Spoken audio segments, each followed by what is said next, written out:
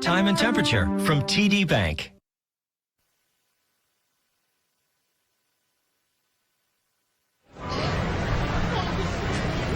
From downtown Manhattan, this is the 2018 New York City Pride March. Kicking things off, here's the Talent Unlimited High School Musical Theater Department.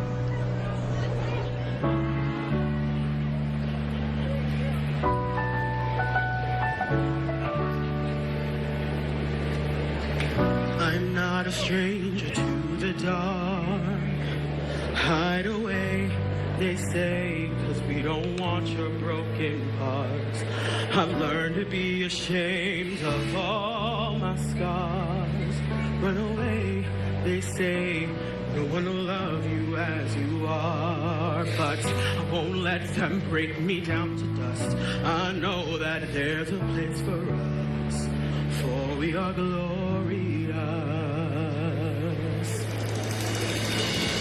When the strongest words wanna cut me down, I'm gonna stand and fly, gonna drown them out. I am brave, I am bruised, I am who I'm meant to be. This is me. Look out, 'cause here I come, and I'm marching on to the beat I drum.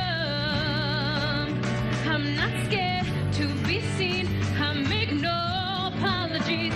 This is me.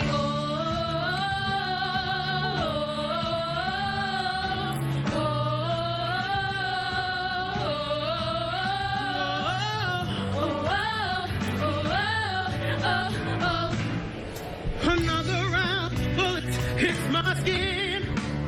Well, fire away, 'cause today I won't let the shame sink in.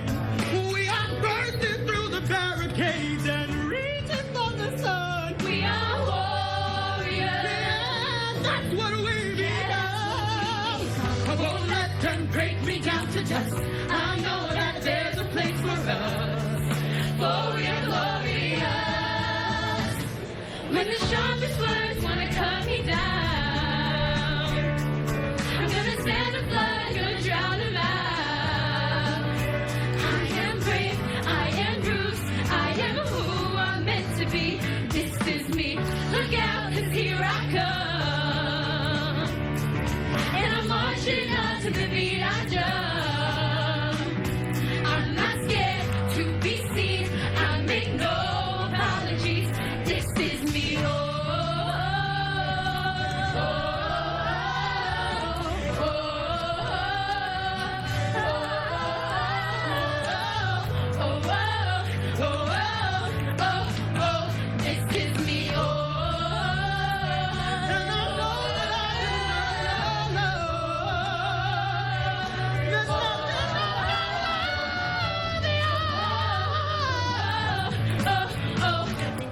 When the sharpest words wanna cut me down, I'm gonna stand and fly and drown them out.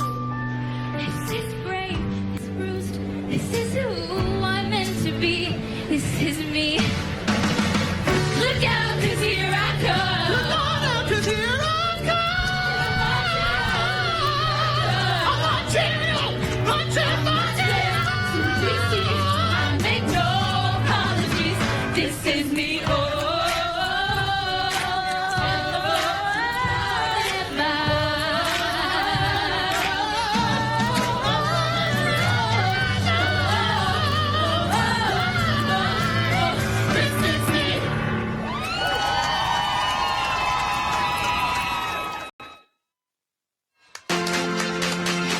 The first Pride March was held in 1970, a year after the Stonewall riots, and has since become an annual civil rights demonstration.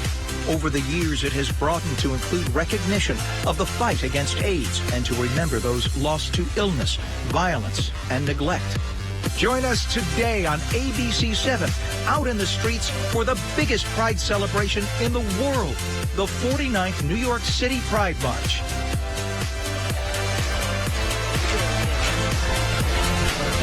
And a beautiful look at Lower Manhattan there. That's Newscapper 7 actually giving us that beautiful shot of Lower Manhattan. Hello, everybody. I'm Ken Rosado here with my wonderful ABC 7 colleague, Lauren Glassberg, on this gorgeous day. This is the 49th annual New York City Pride March, and we're all very, very proud to be here taking part in this today. And by the way, you just heard that incredible rendition of This Is Me from the Greatest Showman, performed by the Talent Unlimited High School Musical Theater Department. They're high school kids. What an incredible job. I thought that was an incredibly moving performance and a really great way to start our march today.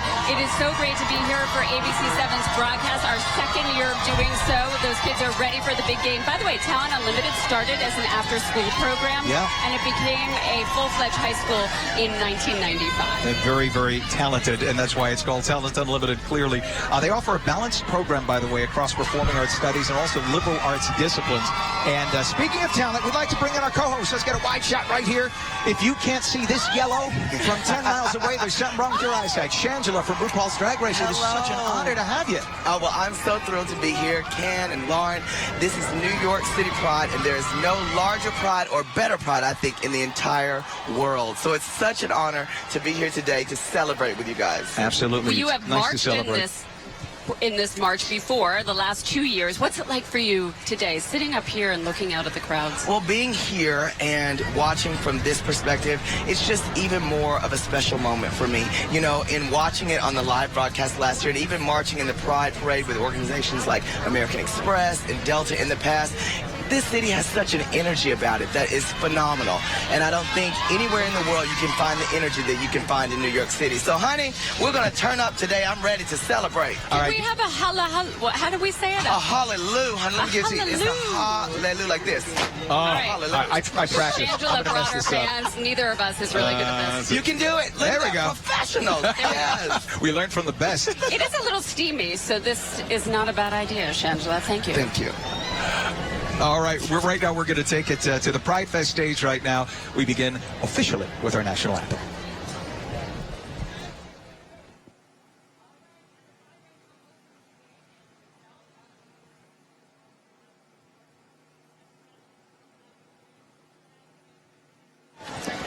Thank you so much. Okay.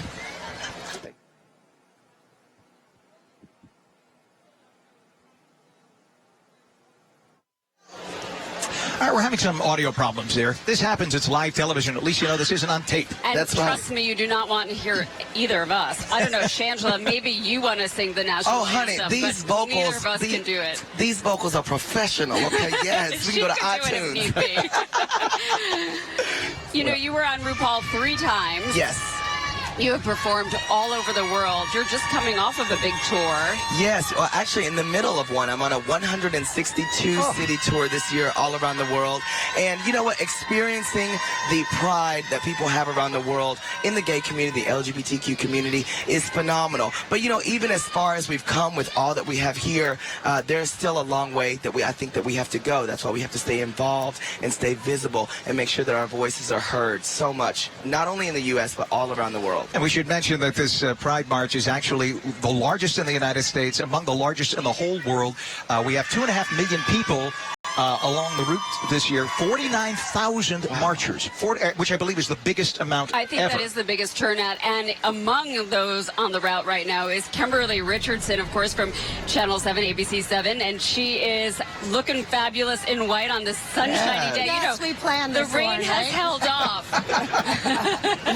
Not. Yes, Lauren, Ken, and Shangela, I'm here on 7th Avenue and 10th Street. It is a spectacular day. As you said, the weather cleared up, the sun is out now, and the rainbows are beaming. Let me show you what it looks like here on 7th Avenue. This is 7th Avenue looking north. Crowds are growing 2 and 3 and 4 deep now along the parade route.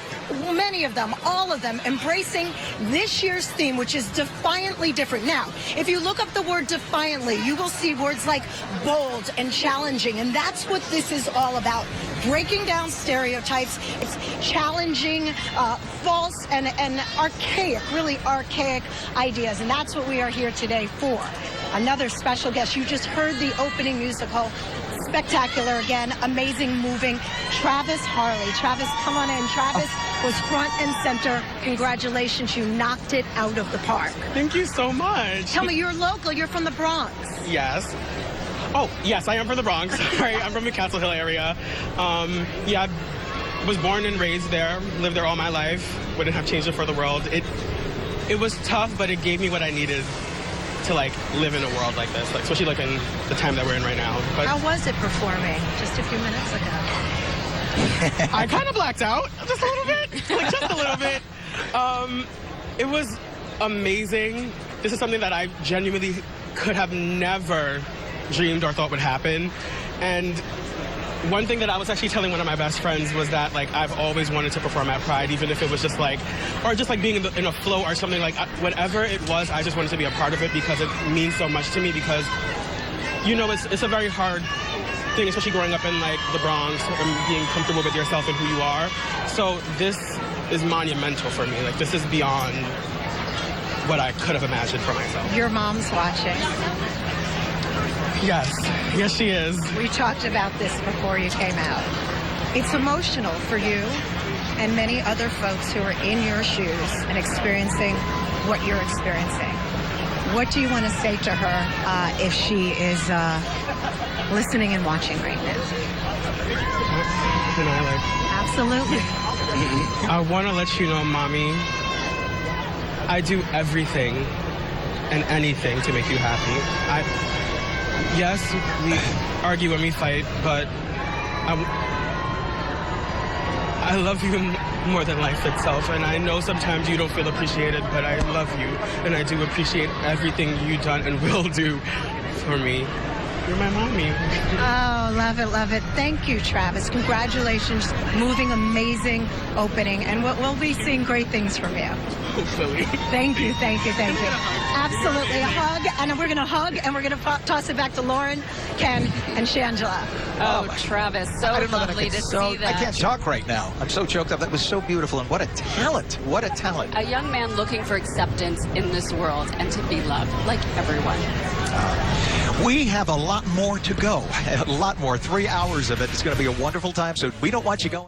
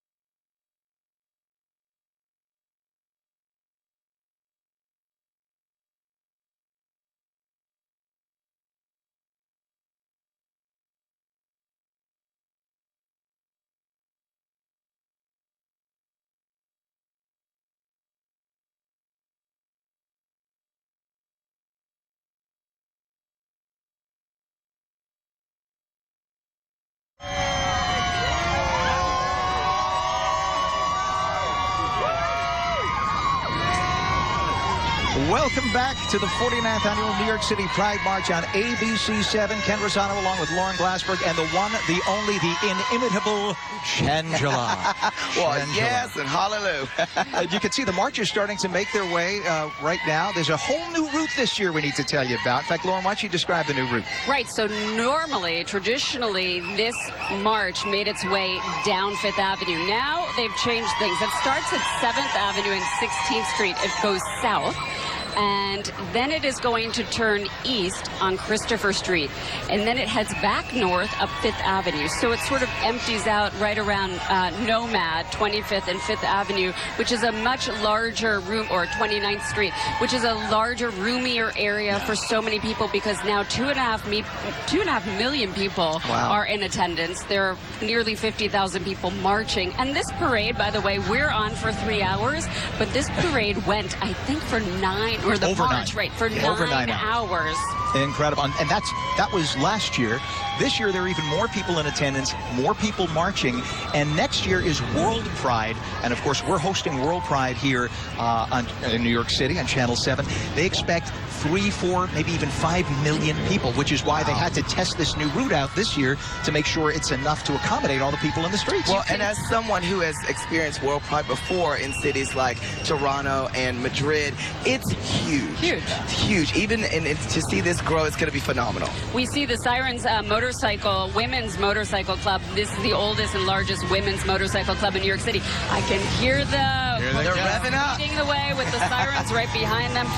40 women are members of this organization, and this is their 31st year leading the Pride March. Wow. So that is a pretty impressive commitment. And what a way to start the Pride March, right? Right, absolutely. And, you know, and again, over the years, as gay men were getting acceptance, a lot of times women, proud lesbians, were not embraced, and they really had to fight their way in. We used to, the general term was gay.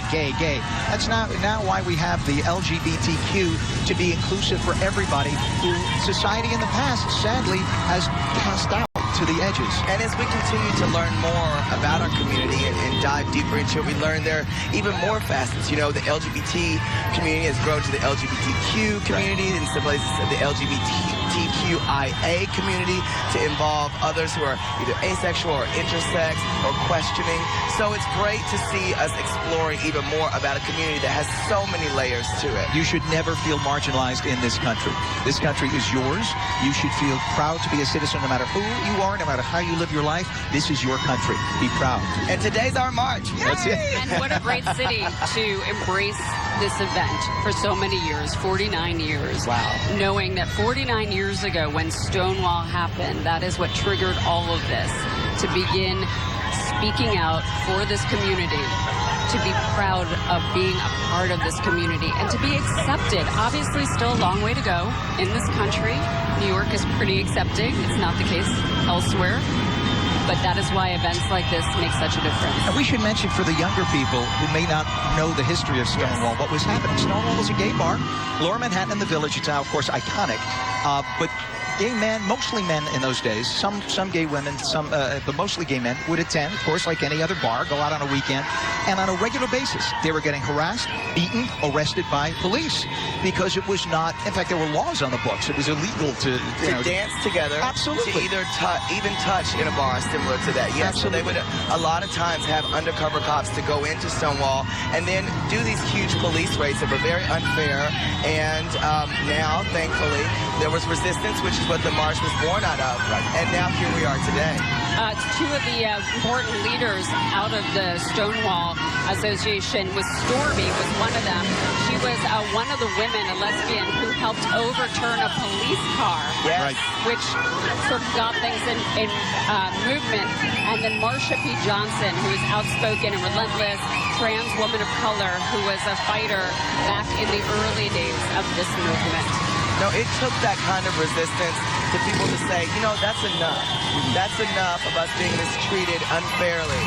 And it's great to see that Marsha P. Johnson and Stormy both stood up and that people joined them. And as we started the Pride March the first year after that, and have continued to grow that, not only here in the U.S., but around the world. In other cities as well. We are on the stage, and right to our left, we have the motorcycle, the Women's Sirens Motorcycle Club, and they are looking fabulous. That's awesome. Look at the smiles on their faces. Look at the smiles on these faces. Having a good time. That is fun. Sometimes they ride their bikes with heels on, which I find very impressive. I'm looking at their footwear right now to figure out if anyone's wearing a heel. They've got the rainbow. They are proud. I would trust any of these ladies to take me anywhere. Absolutely. They really are having a good time. We were talking about inclusiveness and acceptance and how so many people are still marginalized throughout the world and throughout our country.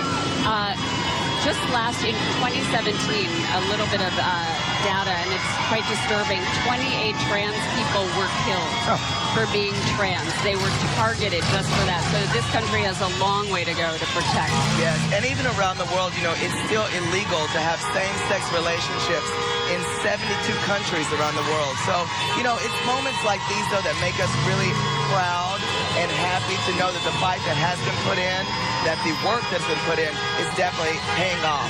And it inspires people, hopefully, to continue to work more. All right, we got much more of the Pride March to come. And we are also streaming, by the way, at abc7ny.com. This year's 49th annual New York City Pride March comes back just 2 minutes from now. Right here on ABC. The 49th New York City Pride.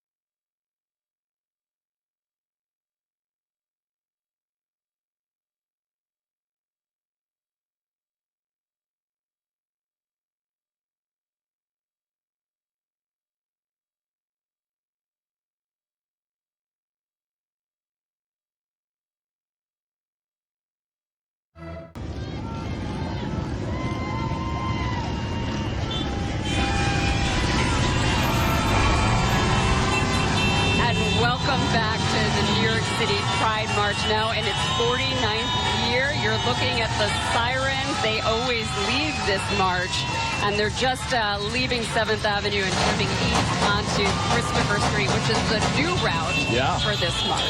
And by the way, we should mention one of our Grand Marshals is the historical, iconic Billie Jean King.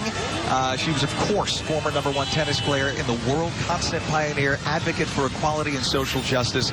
She won, of course, for those of you old enough like me to remember, she won the Battle of the Sexes against Bobby Riggs. This was at the age of 29. Riggs made this huge bet on national TV saying, I could kick any woman behind playing tennis, and he got his backside whooped by Billie Jean. Taught him. Of course, the stadium in New York is named after her. And here's a little bit more about Billie Jean King. For over 40 years, the New York City Pride Guide has been the go-to resource for the LGBTQ community in New York City. We're here today shooting the cover for the 2018 Pride Guide, which features Olympian Gus Kenworthy and Grand Marshal Billie Jean King. Let's go to Gus, who's sitting with Billie Jean, to talk about how it feels for her to be Grand Marshal. Billie Jean King, why is it so important for you to be an outspoken leader for LGBT rights as well as women's rights and human rights? Wow, that's a big question. It gets down to what I've believed since I was 12 years old when I had an epiphany about tennis and thought about everybody wore white shoes and white clothes and everybody who played was white. And I asked, where's everybody else? And then I started thinking about the world. And then bottom line, I just want equality for all. And because we don't have equality, the LGBTQ plus community does not have equality, I'm going to keep fighting until my last breath for equality for us, because we need it. We need it in every way. What does it mean for you to finally be the Grand Marshal of the New York City Pride Parade? Finally is the right word, because finally I get to be one of the Grand Marshals. And I've been asked before, and it's been on my little bucket list, and finally I'm available. Usually we have to go to Wimbledon at that time, and this year it's later, so it worked out great. I'm so happy I'm going to be here for the Pride Parade. It's a blessing and it's a privilege, and I'll get to see everyone and see friends and meet new people that may become friends, and you know, relationships are everything. And we can truly celebrate, but we have a lot of work ahead of us. But I think that day we should just relax and really celebrate.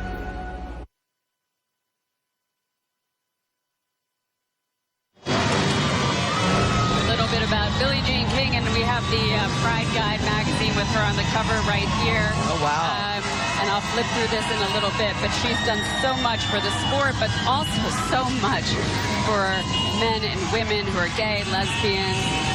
She won the Presidential Medal of Freedom. Yeah. Enormous. Not too many people can say they've done that in history.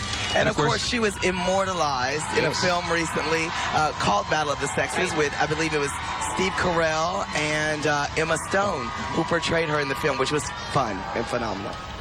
Awesome. She will forever be known as such a great star. I see the rainbow star. balloons.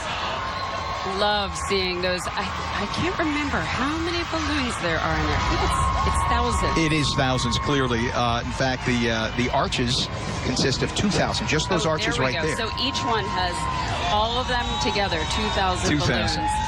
Pretty amazing. And they're making their way. There they are. How beautiful. And what a statement that is. You know, the rainbow has represented something very special to the LGBTQ community for so long. And to see so many people now, and businesses and corporate sponsors and community partners embrace the rainbow and embrace this march, it's really great today. All over New York City. All over New York City, there are business fronts now with the rainbow flag. In their own logos as well. So Gilbert Baker, of course, started or created the rainbow flag, and that was in 1978. And each color of the rainbow has a different meaning. Red is life, orange is healing, yellow is sunlight, green is for nature, blue is for serenity, and lilac is for spirit. I would think it's fair to say we are seeing a lot of spirit. Oh, yes, we are. Along the route. Sensational. And this is, now, of course, he just passed not too long ago. That's right. But he will, of course, live on forever in this beautiful symbol that he gave the LGBTQ community. So right now we're looking at, actually we should say a dozen people, more than a dozen people are carrying that banner right there. It was designed, of course, as we mentioned, by Gilbert Baker. So we're looking at that now. We see all these iterations of the rainbow flag, whether it's in balloons or, oh, there's Billie Jean King right now. One of our Grand Marshals. Perfect umbrella shading her. It is a little bit sunny. You know, it was overcast this morning. The sun has been peeking through, and the rain is supposed to come a little bit later. So this march is happening really in that window of sunshine, which is perfect. And seeing Billie Jean King with the rainbow umbrella, you know, reminds me of a little quote we have from RuPaul's Drag Race called "The Shade of It All." So she's blocking out any shade that can find her today, honey. She's giving it. There's no shade today. This is about love. All love, love and acceptance. Everybody having a good time. Here you go, Billie Jean King. 39 titles this woman won. Incredible. Such a talent. And you know, she always wears colored glasses with great colors because somebody had said she would never be a great tennis player with her eyeglasses. And we should mention this is one of our other Grand Marshals. This is Kenita Placide, the Executive Director of United and Strong, Eastern Caribbean Coordinator of Caribbean Forum for Liberation and Acceptance of Genders and Sexualities, known as Carry Flags. And Placide has been at the forefront of bringing LGBT issues into discussion in St. Lucia and throughout the Anglo-Caribbean and international communities. Through regional and international networks, she's developing strategies to overcome the reluctance to embrace diversity, she says still exists quite strongly in the Caribbean. And there she is. See her there. Big Caribbean community here, obviously, in the United States, specifically in New York. So it's nice to have her here today. We were talking to Travis, the young performer who opened up the march today, and he is Jamaican, and he says it's very tough in the Caribbean communities to accept gays and lesbians and transgender. He's hoping that community changes a little bit every day, making a difference, but people like our Grand Marshal, Kenita Placide, helping to do that. Well, that's something that we all hope for as well, and we hope that people continue to feel comfortable being visible, because when you have visibility in your community, it helps to inspire others to also come out and come forward and do great things. So that's what we hope that this march, even, and having such fantastic people like Kenita as well, being visible will help us all. To embolden people. Yes. To be true to themselves. And I think a lot of people who still harbor prejudices do so because they don't realize all the people who are around them who are LGBTQ and just don't talk about it. And if you were to announce your prejudice to that person after you've been friends with them, think about the feeling you would have and they would have. How could you just let the way they live their lives influence whether you love or hate them? It is their life. Well, and it happens so much with regard to our society or even within families. And I think that one of the greatest things, I keep saying the word visibility, but it is so important to be visible, especially in the media, and to have characters who look like you, who represent your lifestyle, who tell your story in the media. And I think that we've been able to see that, especially recently, with great new shows on television like Pose and Transparent and other shows as well. To that point, GLAAD has now been able to count gender non-binary characters and asexual characters appearing on broadcast cable and streaming TV services. So that is a point that before now you weren't able to even note one or two, but now there are enough that they can count and keep tabs on how many of these characters are appearing. So that is great strides. That is. For the adults who are watching right now who may have a child who is transgender, think about, years ago, this poor child would have had to really live in a closet of denial. And now schools gradually are becoming more and more accepting, but still there's so much bullying. If you even suspect your child is one of those people bullying, please sit down and talk to your child, because so many of these kids have such a rough time. Well, and a lot of people, Ken, don't even know about a lot of the resources that we have, especially organizations like the Trevor Project that provides suicide counseling and help through a hotline that they have, as well as their organization. So, to know that there are resources out there for people is a big thing. It Absolutely. really is. We should mention right now, this is one of the other Grand Marshals, Tyler Ford. He's a writer and public speaker advocating for transgender and non-binary people, as Lauren was just talking about, and the first transgender contestant on the Glee Project in 2012. I remember that. Did you watch? I love the Glee Project, and actually a fun note is that also a person who got his start on the Glee Project, Alex Newell, will be performing later on today here at the Pride Fest. And people know Alex. He was not only was he in the Glee Project originally from putting together a MySpace audition tape, yes, but I'll get into that MySpace. Yeah, what's MySpace? And then in addition to that, he then went on to have a role on Glee as Unique, a transgender character, one of the first, I believe, transgender characters on television. And then he's now in the Tony Award-winning musical Once on This Island. Once on This Island. Make sure Once on This Island. Fantastic. As Asaka. And honey, he turns the party. Talking about a party, look at what's going on this float. Oh my goodness. Defiantly it's different. It's a good time. Sometimes it is breathtaking just to watch the participants. There were, by the way, more than 80 floats. There were more than 80 floats in last year's march, and I believe we have more this year. This, of course, the Heritage of Pride float. They are right next to us. Yes, they are, as you can hear. Everybody. I love the unicorn on there. know what? That's one of the major things that Pride is all about. And that is a celebration of being exactly who you are. That is essential. And in this day and age, in this city, in this country, in fact, that's our friend Don right there in the black shirt. Oh, One of our former coworkers. Exactly, yes. Over at ABC. Good man. Good woman. It is so nice to see everybody really out having a good time now. I'm just relieved that there's Lambda Legal. We should really talk about Lambda Legal. Started in 1973. It is the oldest and largest national legal organization whose mission is to achieve full recognition of the civil rights of lesbians, gay, bisexual, transgender people, and everyone living with HIV through impact litigation. And they have done remarkable work over the years. Well, that's exactly right. I was going to mention that in one early case, you may know this one a little better. About how they have helped advance LGBT people and those with HIV. They have led a high-impact public education campaign that helps people exercise the rights that they have and to build public support. And that's what we've been talking about, how public support is so important. You're exactly right, Lauren. They do so many fantastic things. I was mentioning in one early case, I think it was the Gay Student Organization versus Bonner. The group successfully helped a gay student at the University of New Hampshire fight a ban on their school activities, and they were successful. That was fantastic. Wow. They helped out. It's a shame, though, that it's a shame it has to come down to that, you know, to the legal. But thank goodness an organization like this exists to defend the rights of all Americans. Yeah, in 2018, they were involved in a case in which you could not be fired for being queer. And it was a second federal appeals court ruling for that case. So, honey, somebody's got to know the law. And hallelujah that Lambda Legal is around. And they're always in this march. Hey, we're going to take a moment to toot our own horn. How about that? Remember, you can take New York's #1 news with you whenever you go, and wherever you go, just download the Eyewitness News app. You can do it right now from Google Play or the App Store. Get your customized breaking news alerts, AccuWeather updates, anytime, anywhere. Go to your App Store and search ABC7NY. I think there are about 100 people marching with Lambda Legal, I would guess. I think you're only allowed to have 100 people per float. Oh, that's all. So, right, but there are so many floats.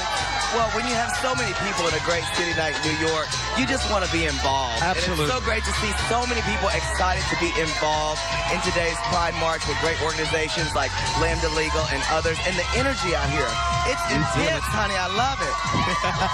And the lack of clothing, it's intense. Yes, that's right. That's right. I love this. And you know what's really amazing is also to see how many youth participants we have in this Pride March. And it's so important to see that this march and a lot of those around the world are very family inclusive, that they want people of all ages to come out, so that inspires people to be proud of exactly who you are and know that you are worthy and you do have a place in this world. Well, you know, it is beautiful to see that. You see youth, as you said. You also see very old here, and you have to wonder how many people were actually part of Stonewall Inn and the riots and what happened in 1968 and prior to that, of course. And how special that must feel to have gone through time and seen a time where this would never have happened. I hear a lot of stories, you know, from people who have been around a lot longer than I have that say you don't understand how good y'all have it today. Well, you're only 19. So. Well, thank you, darling. It's the lighting. It's the lighting and the makeup. But it's special. It has to be. Well, they were the trailblazers. That's right. And very much this march is happening because of them. What they tolerated and what they stood up against. And they actually they stood up so strongly the night of the Stonewall riot, the big riot, of course. The police had to barricade themselves inside the Stonewall Inn to protect themselves because they just pushed too far between arresting and beating people and hitting them with clubs. And, you know, thank goodness we're not in that era with so much today. Thank goodness police, of course. There's, in fact, a huge gay-lesbian organization within New York City Police Department. They couldn't exist, of course, back in the day. Right now we're seeing the folks from Outright. They are a leading international LGBTIQ human rights organization, and they seek to advance human rights and opportunities for these folks around the world, and that's accomplished by developing partnerships at global, regional, and national levels. So good work they are doing. Oh, yes, of course. You know, this organization also serves as a bridge between local communities and their high-impact external levels of power. So it's nice that they're putting great things together. This is essential. And again, talking about the difference in ages from the very young, right here. You know, on ABC7 right now, we have a feature with, I think, a 10-year-old transgender girl who, she is so smart and provocative and encouraging, and everything she says is breathtaking at 10 years old. To be proud, to be accepted, and to be public. So we were talking about the young people being part of this. More and more, we're seeing acceptance. Well, and it's so amazing also the stories that come out of communities like the transgender community specifically that live sometimes a lot different life than what you or I may experience. So they have a great story, and it's so good to be able to tell that. We should mention Governor Andrew Cuomo's on the screen right now. Of course, the governor signed legislation 6 years ago that equalized marriage for same-sex partners before the federal case in which now anyone could be married, gay, straight. But New York State permitted it before the federal government. So should I be looking for a husband right now in New York City? Is that what y'all are telling me? Well, nobody's going to say that you have a sugar daddy like they did on the show. They won't. They surely won't, because I don't have a sugar daddy. That's right. There you go. There you go. Governor Cuomo also involved in a big push right now to have 0% transmission of HIV by 2020.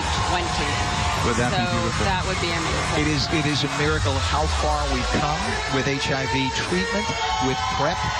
So it's thank goodness the community is much safer, but as the governor points out, we still have a ways to go. Kimberly Richardson on the parade route right now, and she is with Governor Andrew Cuomo. Yes, Lauren. Yes, Lauren. We're here at 7th Avenue and 10th Street. Governor Cuomo, thank you for stopping. Pleasure. Tell me, looking ahead, what do you see are the biggest challenges and the biggest obstacles that you as a governor face in terms of serving and really giving this community what they need? Well, I think there's a lot of energy in this parade. This reminds me of when we passed marriage equality, which this is the 7th anniversary of marriage equality, and there was tremendous energy in the parade. The energy in this parade today is up as high as I've ever seen it, and I think it's really a reaction to what's going on in Washington. They believe that this is an administration that is intolerant, that is judgmental. They see what the federal government is doing with immigrants, what they're doing to the LGBTQ community, what they did to the people of Puerto Rico after Hurricane Maria. And I think they're coming out to say, this is not our view of America. We believe in tolerance, we believe in inclusion, we believe in individual rights. That's who we are. And I think that's what's driving the energy today, and they're right. And look, every time the federal administration takes a step backwards on individual rights, New York is going to take 2 steps forward. And that's what makes New York, New York. We were the first to do marriage equality, first to do LGBTQ rights, and we're going to keep leading the way. And I believe the good people of this nation, the better angels, are with us. Thank you so much for stopping. Have a good day. Thank you. So Governor Cuomo here saying New York State leading that push nationally, and hopefully other states and other places in the world will follow our lead. Back to you guys. All right, Kimberly, absolutely. Hey, we have a guest here with us on the stage, and it is John Fryer, who's the Executive Vice President of T-Mobile, and you folks have been supporting the Pride March for quite some time. Yeah, we have. Thank you for having us. This is our 3rd year as a presenting sponsor here for New York City Pride, which is the largest and most influential event for Pride throughout the entire country. And we just announced this morning that we're extending our presenting sponsorship to the year 2021. So that includes World Pride next year and the 50th commemoration of the Stonewall. So we're very, very looking forward to that, and we're just honored to be a part of it. Thank you. What else is T-Mobile doing outside of Pride, New York City? Yeah, outside of New York City. So we have 78 different Pride events that we're involved in throughout the entire country, 32 states and Puerto Rico. We're actually going to have over 3,500 employees that will participate in Pride just this year. It's one of the events that our employees love to participate the most. Now, your brand took a real stand at the Super Bowl, your Super Bowl ad, Are You With Us? Tell us more about who came up with that and the process. That's what we wanted to do as a company. We wanted that, there's no bigger platform than, from an advertising perspective, than the Super Bowl.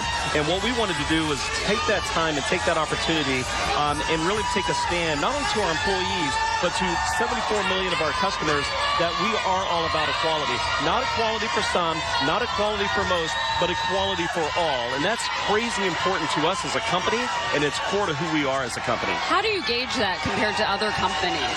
Yeah, we're the most diverse wireless carrier that's out there. We're 62% of our entire workforce is minority, and we're almost at 50% relative to females in the workforce as well. So we've been recognized and awarded so many times for our diversity. John Ledger was just voted as our CEO for one of the most diverse CEOs in the entire country, and also for women as well, just most recently. So we're very, very proud of that. Amazing. Nice to come to work and have that situation. Yeah.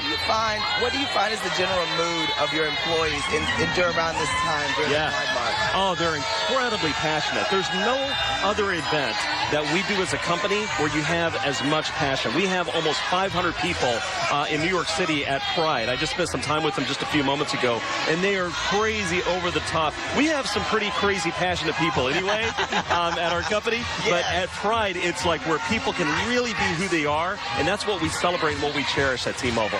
John, I have to say, I love the logo, the T-Mobile rainbow flag logo. We were talking about businesses embracing the rainbow flag in their own logos, and you've done that We've done that. If you come to our Times Square signature store at 46th and Broadway, the entire store has been overcome with pride and the rainbow colors, and it's just absolutely beautiful. Nice to know that you're committed to this event through 2021. 2021 as a presenting sponsor. So this is my second time. I was here with you guys last year, and boy, I didn't think it could get bigger when I was here last year, but it seems like it's even bigger this year. So it's just great to be here. Thank you guys. Almost as big as my hair. Nothing's as big as your hair. Yeah, and nothing's as small as my hair. So make a good You know what, John? make a good team. We should fan you. Oh, look at that. Yes, John. Thank It is you. a little steamy. Oh, that feels good. I feel a little hotter next to you. So yeah. That happens when you're next to Chandra. Exactly. Oh, yeah. She radiates. She does. All right, that is John Fryer, Executive Vice President of T-Mobile, proud sponsor through 2021 of New York City's Pride March. Thank you so much for being here today. Have a wonderful time. Thank you. Okay, bye-bye. Well, we have so many offices and divisions of city government and city offices right here. Sanitation department, many departments represented. And Couple of again, sanitation trucks right there. where would we be without them? look, And Mayor there's de the Blasio. Mayor de Blasio. Showing his pride. It's almost hard to interview Mayor de Blasio because he's 11 feet taller than anyone else. Yeah, I think I stood on a box last year And when we're I still tidy. interviewed him. And I was wearing heels. Yeah. You can see the And first Shirley lady right McCray. next to him. There's the proud first lady there. Wonderful. She's a little more petite. Yes, she's about your height, right? Yeah, she's about 5'2", 5'3". All right. Well, you are watching the 49th Annual New York City Pride March. We have a lot more of this march to go, so do not tune out. We're here live in Lower Manhattan on ABC 7.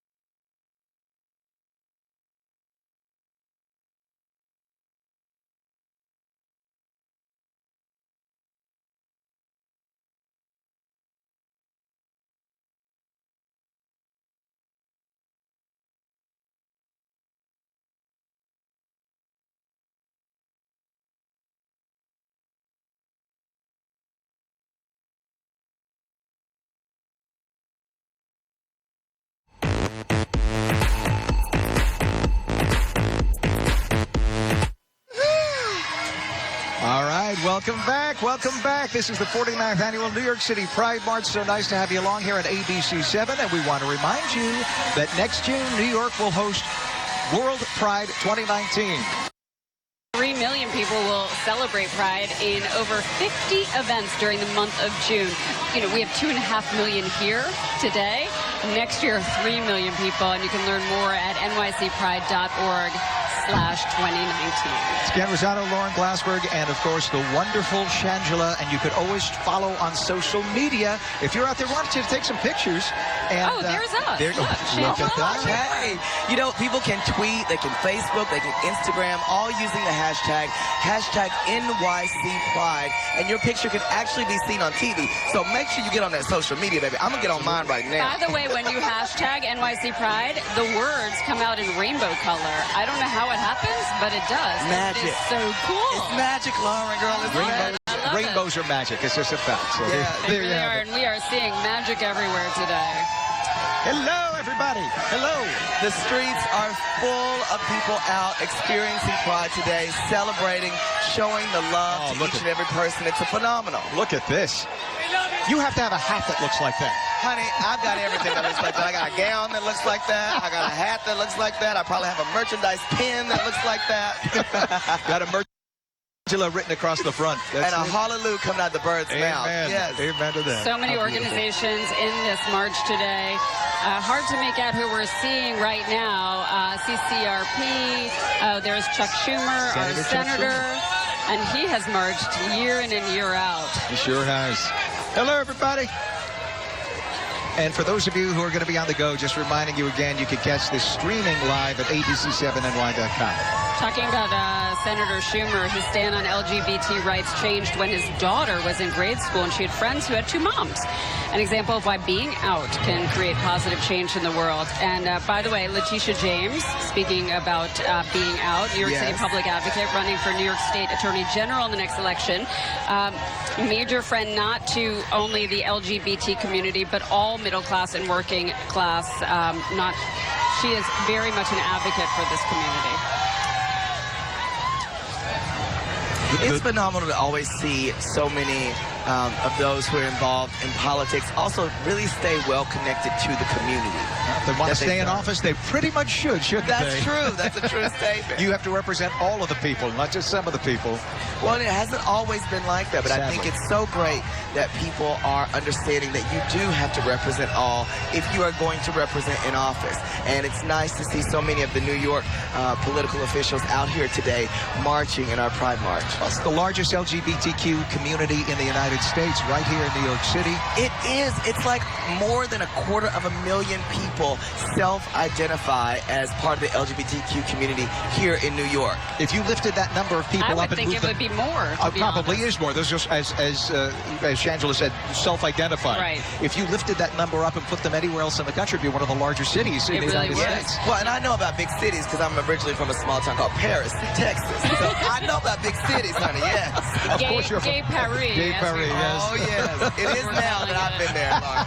You know, Shangela, you mentioned that 72 countries, same-sex relationships are illegal, but in 26 countries, same-sex marriages are legal, and Ireland is the only country to have passed that through a public referendum, so the voters actually decided on that. And today, the Irish consulate will be marching along with the marchers who represent, I think it's the lavender and, I want to say green or gold, their organization. They're going to be marching for the first time ever, which is super. I mean, I performed in Ireland recently in Dublin, and the community there is fantastic. They have some of the greatest drag professionals over there as well, and you just can feel the love.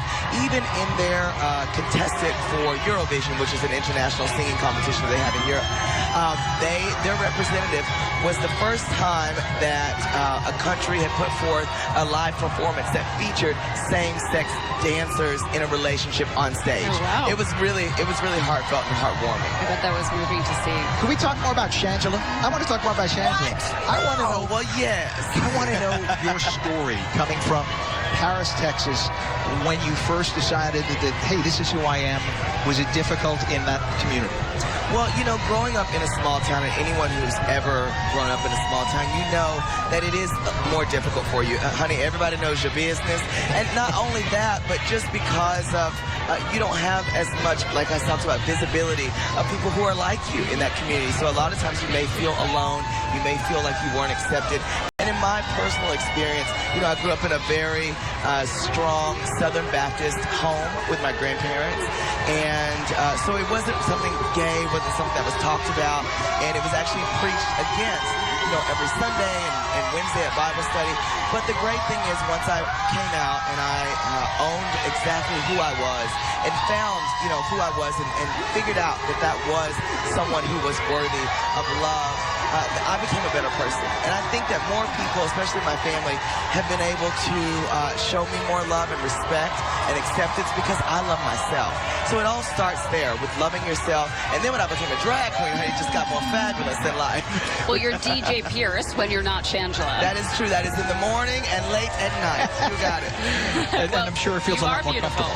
Well, you know what? Maybe comfortable dress. But you know, I love every part of who I am. And I'm so thankful to be me and also to see this and have this type of acceptance as well here in New York and even be here on ABC. And people love it. They are screaming as they go by. They're in love with you. What's not to love? They wave to me, whatever. but they scream for Shangela. And I have to say, I have eyelash envy right now. It is hard to be a woman at this table with Shangela looking well. Thank you. Embrace it. Embrace it. I'm embracing her. Today, looks great. First of all, I love being embraced, so thank you so much. But also, you know, these are simple lashes, girl. What are you talking You're about? going to have to teach me. I can teach anything, darling. You look fabulous yourself, though. We're all divas today. Amen. It's a good thing, right? All right. Everybody celebrate Divadom.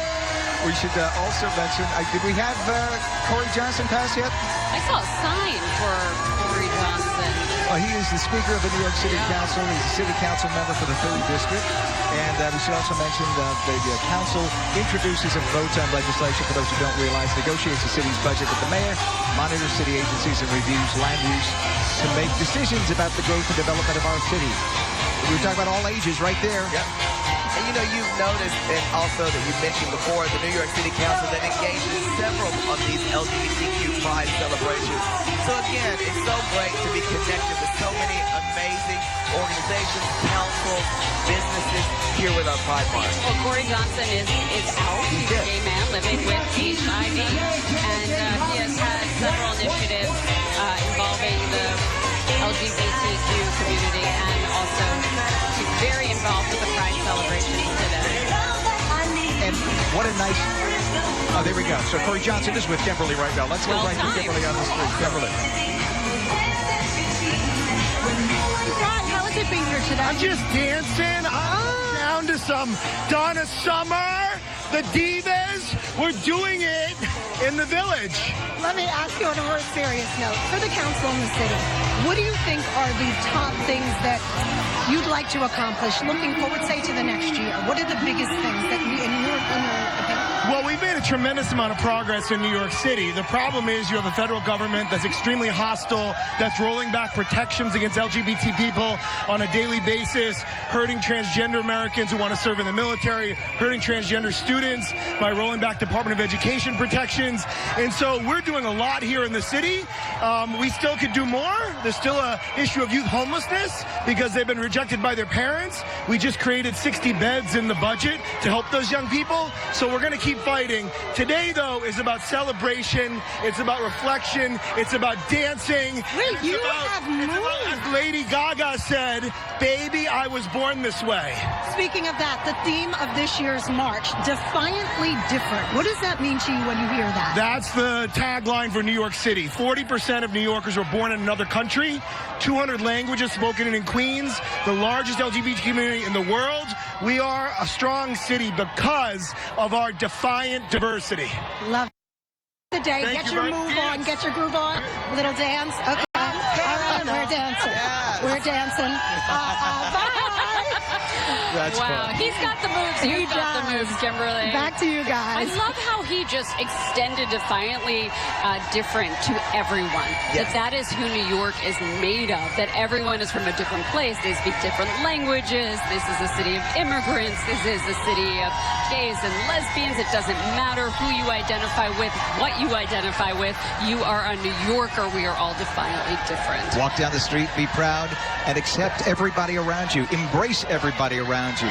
Be celebratory of the fact that we live in the best city in the world. That is Period. true. New York has always been a symbol of acceptance and of difference in it, where everyone has a place. And I'm so excited to see that everyone feels that today. Look at them having a good time. We just saw a Sage group walking by, and that is stands for Services and Advocacy for Gay, Lesbian, Bisexual, Transgender Elders. So we were talking about how really we're seeing the gamut of, you can see their sign right there, of ages represented here. It was founded in 1978. It's headquartered right here in New York City. By the way, they were just crashing the stage here to get to Shangela just now, if you saw that. We're going to go back out to Kimberly Richardson of the street. Kimberly, who do you got? We have another city council person. This is Richie Torres. Hello, welcome. Wonderful to be here. And Richie, you are the first openly elected city council person from the Bronx. That's incredible to say that in 2018. Like New York City Pride, it's a celebration of how far we've come. And you are, to not just the Bronx, the whole city, an inspiration. Who inspires you? Who really digs deep and makes you continuing on with your truth and your message? Look, it's trailblazers like Harvey Milk, who laid a foundation that I was able to build as a local elected official. And Pride is a celebration of how far we've come. We have LGBT representation in elected office throughout the city. We have LGBT representation in the media. Marriage equality is the law of the land. We have so much to celebrate, but at the same time, progress can never be taken for granted. The LGBT community is at its strongest when we're visibly making our presence known, where we're visibly asserting ourselves as equal members of society. And Pride is about visibility, which is our greatest strength. Another important component, mental health. Yes. What is being done in the Bronx and citywide to help the community? Because that's so important to this puzzle. Look, New York City is investing more dollars in the LGBT community and in mental health treatment than we've ever had before. And I will tell you, I'm someone who grew up struggling with depression. Right, it led me to drop out of college in 2007, but then I was able to get mental health treatment, and in 6 short years, I became the youngest elected official in New York City. So the lesson learned from my own life is that even in your moment of greatest darkness, never lose hope. And that's what this Pride Parade is about. It's about hope. Perfect. Thank you so much for stopping. Enjoy the day. Guys, back up to you in the seat. Thank you, Kimberly. Very good. We just want to remind everybody you are watching the 2018 49th Annual New York City Pride March live here on ABC7 WABC TV New York. It is so good to have you all along with us. It's Ken Rosado, Lauren Glassberg, and the one and only Shangela. What? Okay. You are the one and only, my friend. The one and only. You couldn't see Newscopter 7 bringing you shots from above.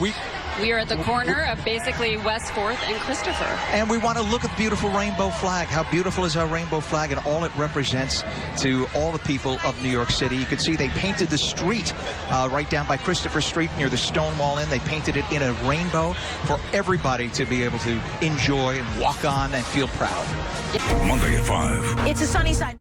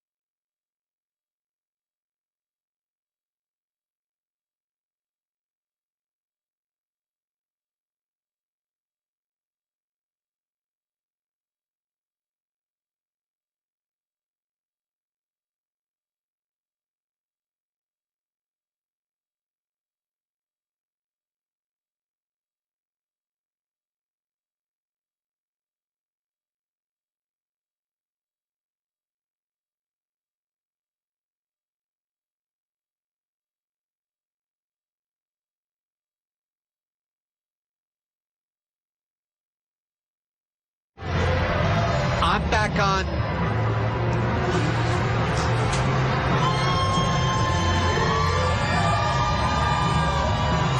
And welcome back to the 49th annual New York City Pride March on this beautiful Sunday.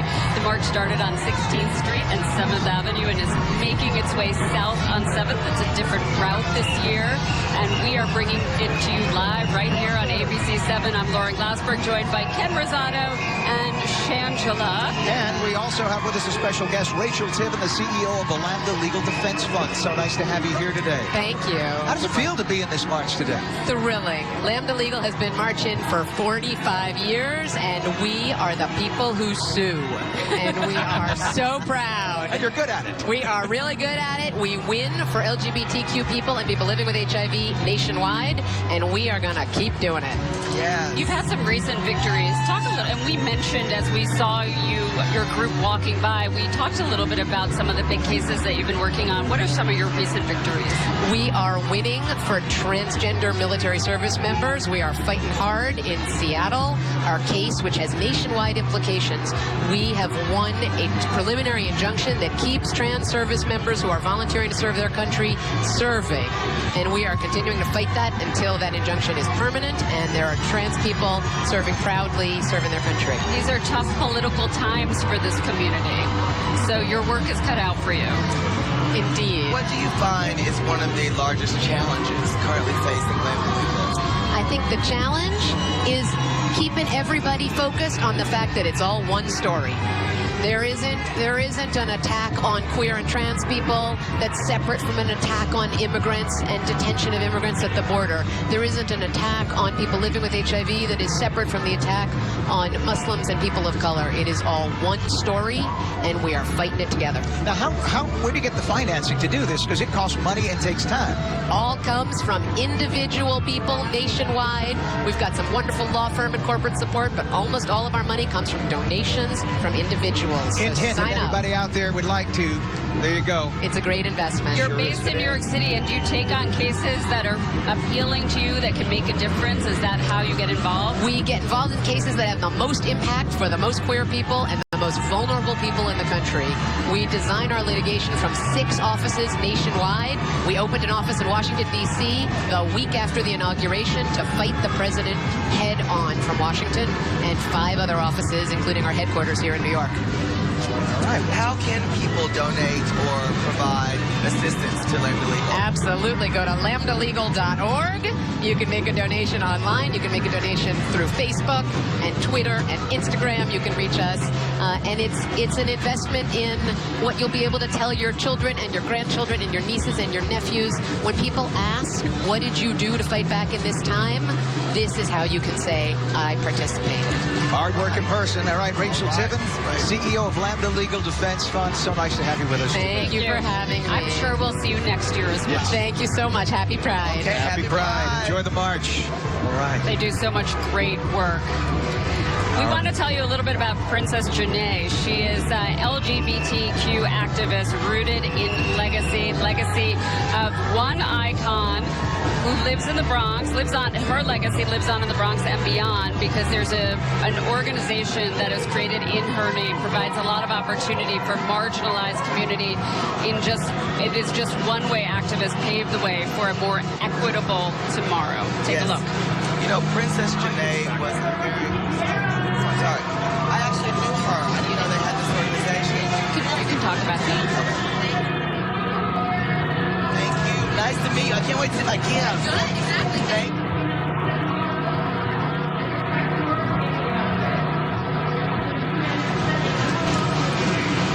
Thank you.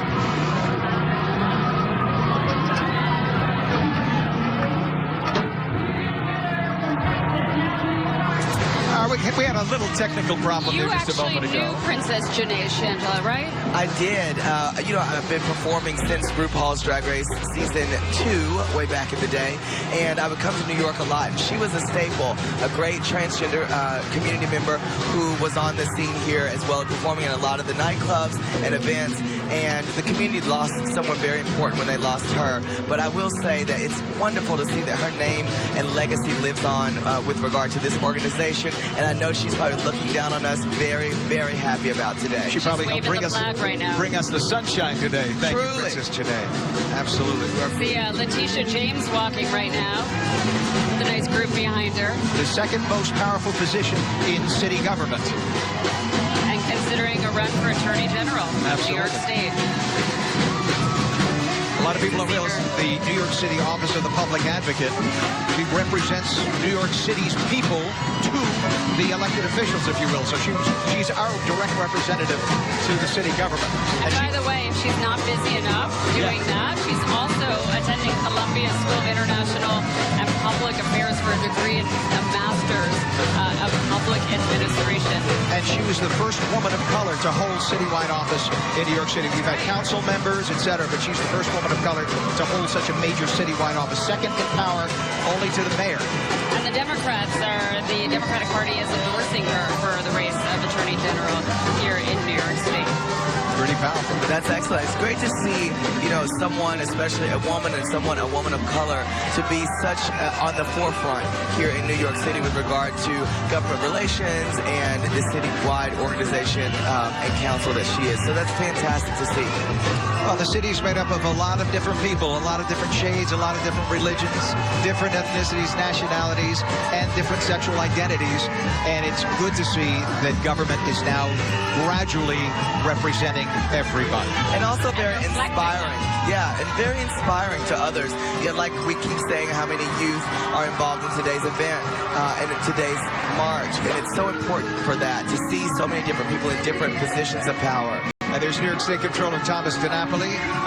In 1972, at 18 years of age, he was the youngest person in New York State history to be elected to public office. 18? 18 wow. years of age. I guess he wasn't ready to have fun. He just wanted to work. Now, we did talk about Princess Janae a few moments ago, and unfortunately, we had a technical problem. Let's go back and let's watch this feature on Princess Janae. The Pride Gives Back program provides needed funding to organizations that align with our mission to help inspire, educate, commemorate, and celebrate our diverse community. This year alone, we have over 20 different organizations that are going to be receiving funding across the New York metro area. The journey of Princess Janae Place directly came from Princess Janae. She was a pillar in the entertainment world, and she was the epitome of drag performance. And she passed away in 2013 from cancer.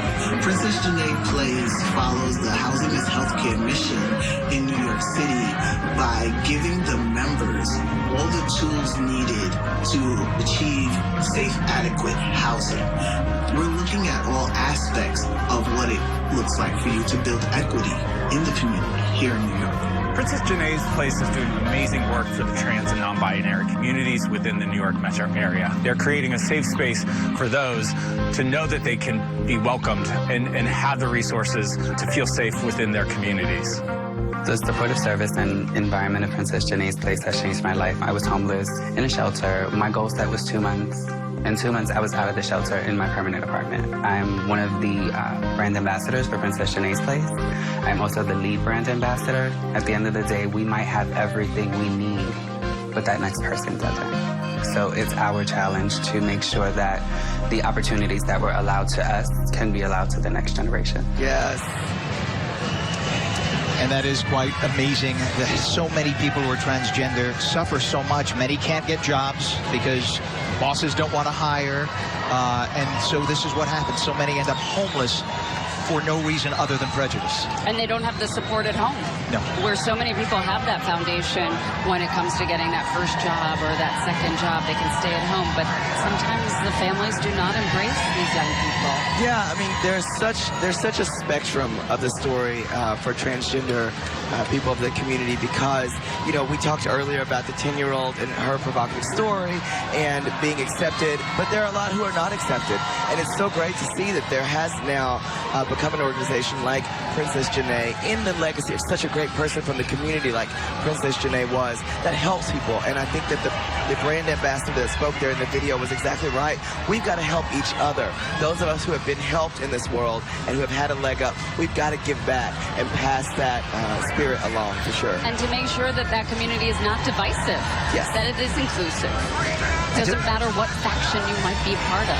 And to the parents out there who may have a child who is gay or lesbian or transgender, who may feel like they don't have a relationship with that child anymore, whatever, this is the way that your child was born.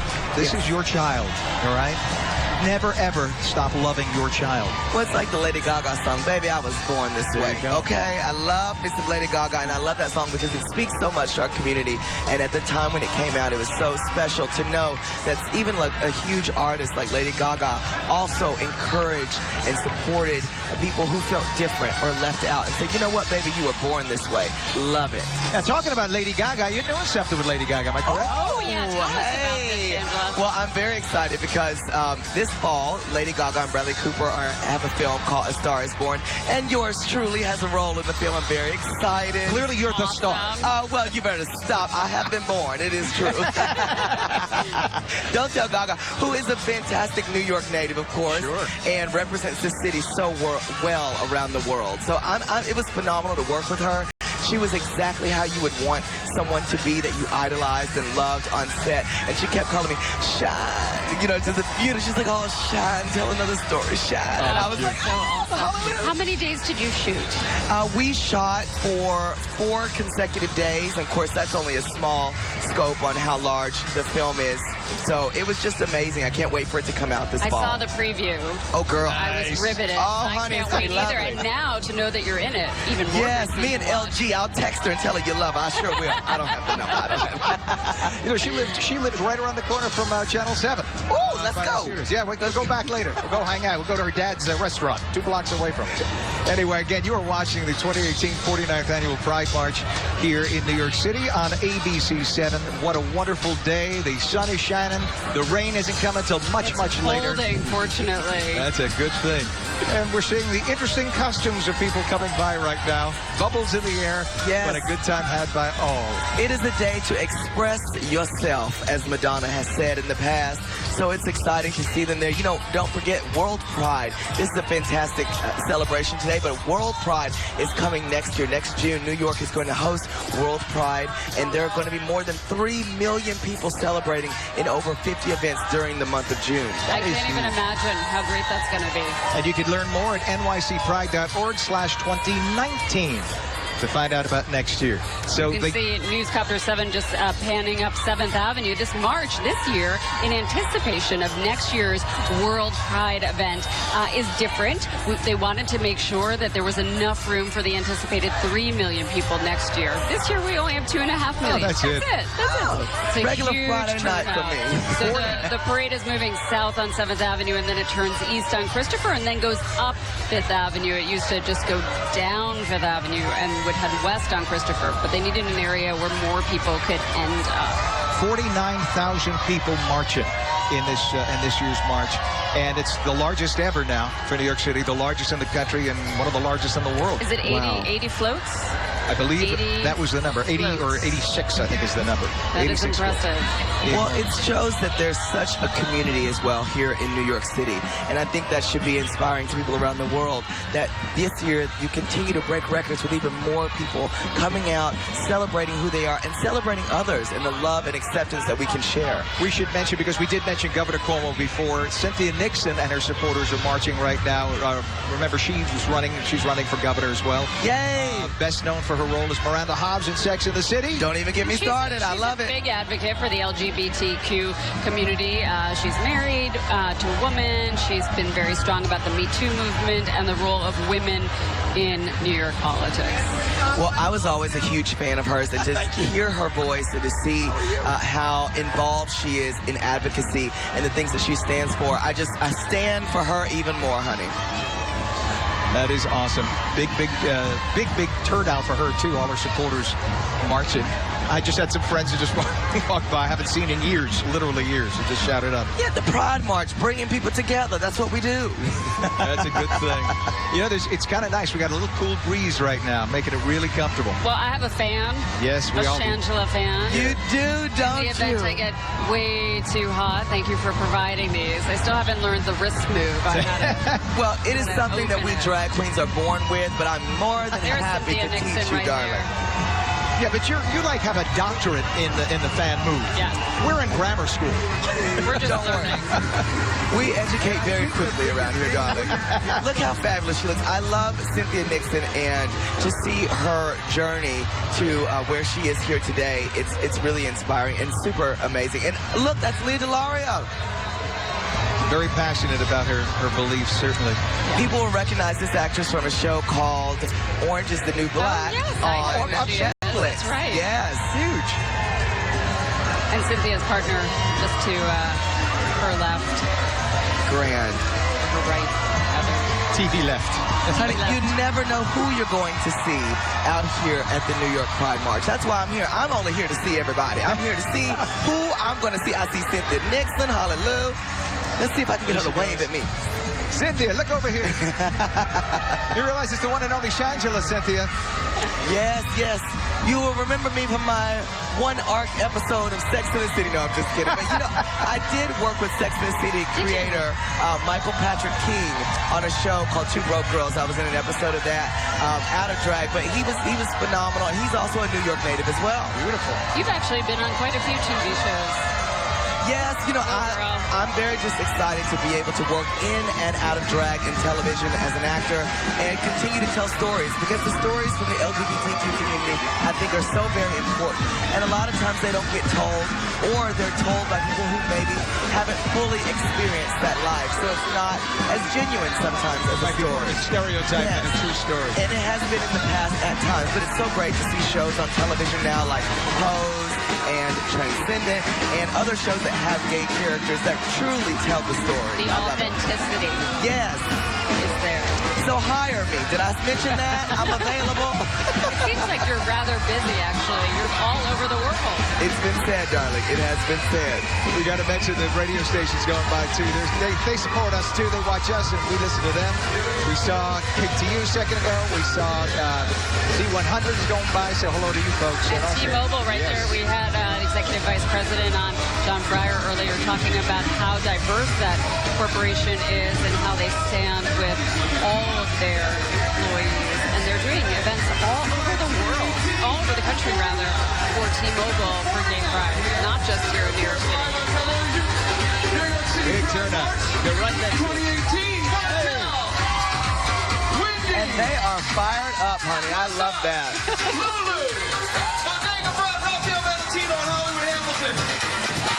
Yes, so we're watching KTU going right by right now. I grew up listening to KTU. I did. I did radio in New York for years and years before I came over to TV. It's a fun thing to do, and you can see these folks having a good time. And they call themselves the beat of New York. Absolutely. You know, that's a special word for drag queens, because when you get your makeup done, that's called beating your mug, your face. So, honey, today I am beat, and we are here with the beat of New York. That's fabulous. I love how much I'm learning today. Oh, I told you today you're getting a crash course in everything Shangela, drag, and LGBTQIA, honey. I wonder if I could wear hair like that on the news tomorrow. Oh, you can't. I'm going to say no. I've got plenty. You know, they were a little nervous about these headphones fitting over my wig today, but hey, where there's a will, there's a way. And where there's a wig, there's a way. There you go. Nice. And there's Z100. iHeartMedia. They own several radio stations in New York City. The big ones. This is the #1 hit music station in New York City, Z100. Giving you a little my former radio DJ voice here. That was good, Ken. That was nice. I You know felt what like you're I was doing. in my car. You know, last year was the first year that ABC7 broadcast this Pride March, and it was very important that we decided to do that, and I'm so happy that we could be doing it again. We love you back, Z. We love you guys. Yes. Where's Scotty B? Is Scotty B over there? We've got the DJ right behind us.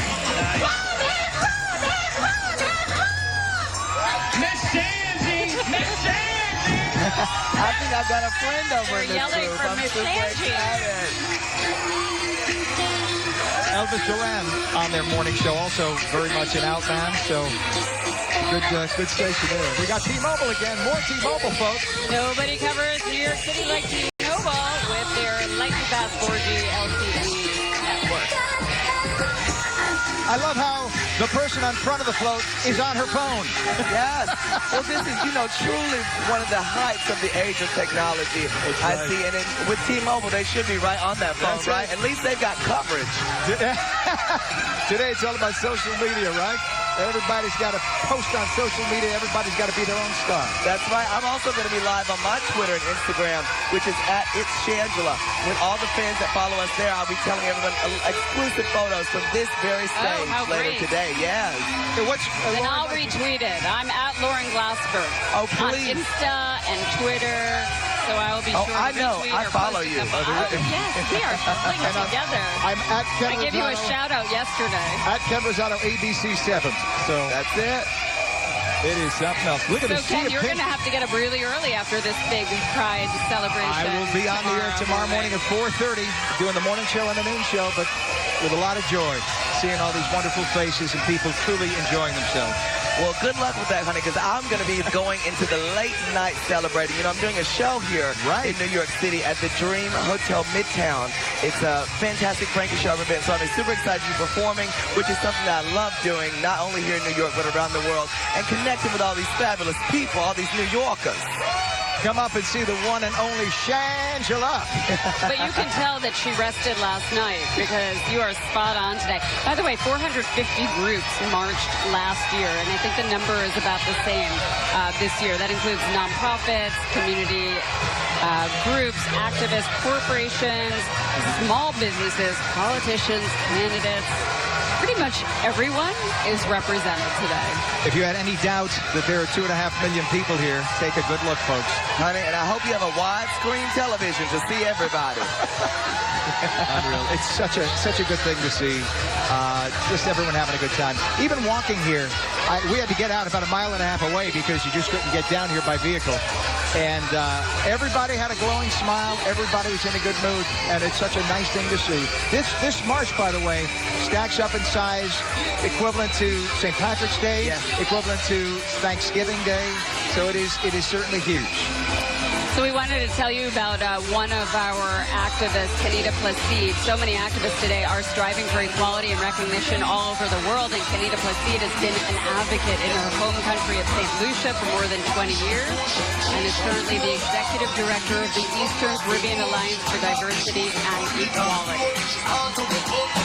You know what? It's amazing to see that she's not always easy. There are many challenges, but the reality is we have a life. And for those of us who still have it, we need to celebrate it. Take it one step at a time. I said everybody, in your own way, whether it's marching, whether it is a debate, whether it's just being able to sit and have a glass of wine, walk on the beach. Celebrate life, celebrate pride. You know, whether it's a friend, whether it's your loved one. And even if you're alone, it doesn't mean you're alone. The world is with you. So, happy Pride 2018.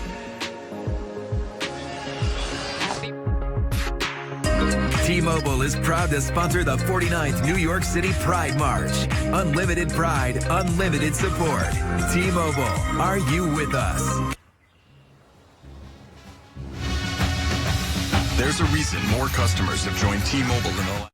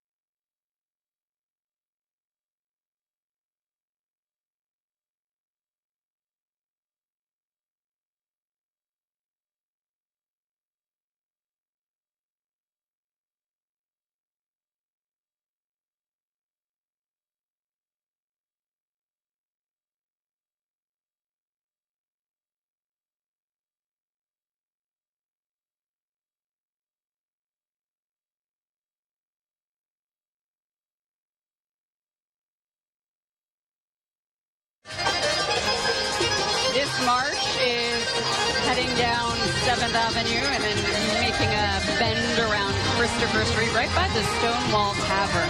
They were a little concerned, by the way, at that bend if it was going to cause a backup because it's such a hard turn that it would cause a little bit of a backup. But it hasn't seemed to disturb the marchers today. Everything's going pretty well. This march is moving and the weather is holding.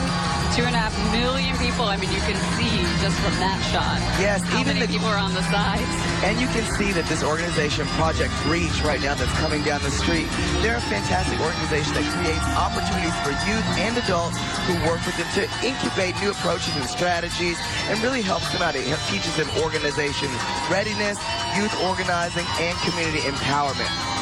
There are so many different organizations that are represented today and so many meeting the needs of young people who are starting out in the world, who've already been dealing with prejudice, perhaps very harsh treatment. And these organizations are helping these young people create a life in the city and elsewhere. And it's really great that we are continuing to showcase these organizations because a lot of people in different communities don't know that they have resources like this. So in seeing them here at the Pride March today, hopefully someone will realize there is a resource out there if I'm struggling or if I need help. Bullying is, it seems, at an all-time high. No matter how much you try to get the word out, don't bully. Parents try to talk to their kids, don't bully. But sadly, kids can be very cruel. Yeah. And especially to somebody, you know, at the awkward age, as we like to call it. Kids are growing up different from their friends, and so they become the object of, in some cases, ridicule, picking, some cases, physical abuse. And it's just sad that that exists.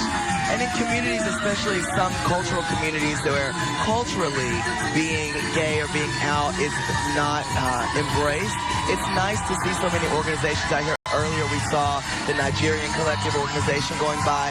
We saw TERA, which is another organization that supports different cultures. And it's fantastic. Middle Eastern, North African people, helps them in this community. That's a beautiful shot. Yeah, and speaking of many different cultures, check out this flag, which looks like a quilt pieced together of a lot of different flags representing different countries and cultures. That is nice to see. And somebody walking through the march with a shirt that says, "People died for our rights." So we do want to mark that people have died because of terrible treatment, prejudice, because of the narrow-mindedness of so many other people. Those are the trailblazers. They're the reason this march exists. Yes. There are still countries where gay people can be thrown from the tops of buildings for being gay. The fact that that exists today is horrifying. Yes. New York City Department of Education walking by right now. And here's an interesting note. Chancellor Richard Carranza, he's the new chancellor for the schools. He's the first chancellor to, he's honoring his twin brother, Ruben, who's gay. The chancellor recently spoke at a teacher's professional development saying that the LGBT employees of the New York City Department of Education have a friend in the chancellor. So he is coming out in strong support of the teachers, the educators, the staff, those who are part of the LGBTQ communities and advocate for equality and diversity.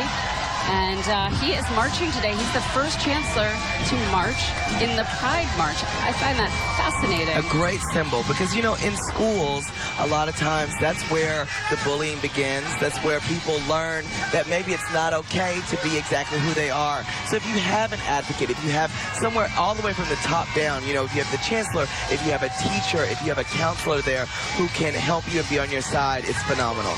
It begins at the home, it begins in the community, it begins in the schools, education, tolerance, acceptance. I mean, kids spend most of their day at school, and they're with their friends, and they're hopefully their friends and their teachers. So it is essential that this is the acceptance is part of the curriculum.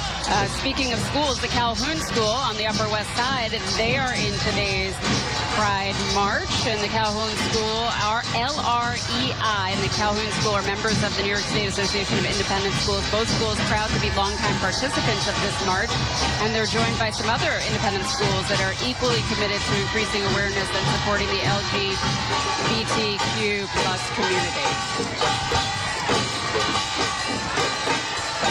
The Little Red Schoolhouse is one, Elizabeth Irwin High School, another school that is also marching alongside with Calhoun. If you think it's tough marching, how tough is it to march while carrying instruments and playing? And in those heels. And 7-inch stiletto platform boots, honey. I think Shangela could get by. Wearing a kimono. Yes, you know, I have about 3 of those in my closet, so that's fabulous. I love this. You know, it's so amazing to see all the drag race, the drag queen divas out as well today, representing in this parade, because in this march, it's so important that everyone has a place, and drag entertainers are a huge part of the LGBTQ community, and I always high-five the divas when I see them. I'm like, yes, girl, we out here in full makeup. Oh, yes, and you are on a hot day. But you are an icon, not only for them, for everybody, but you are, I mean, when they see you, they must be so inspired by your incredible success. Well, you know, I was a part of the reality show RuPaul's Drag Race a number of times, but I never won, but I've always treated myself as a winner. So today we are all winning, honey. Hallelujah. And loving being next to you while we are winning, Shangela. We are going to be right back. This is the 49th annual New York City Pride March. Thank you so much for watching here on ABC.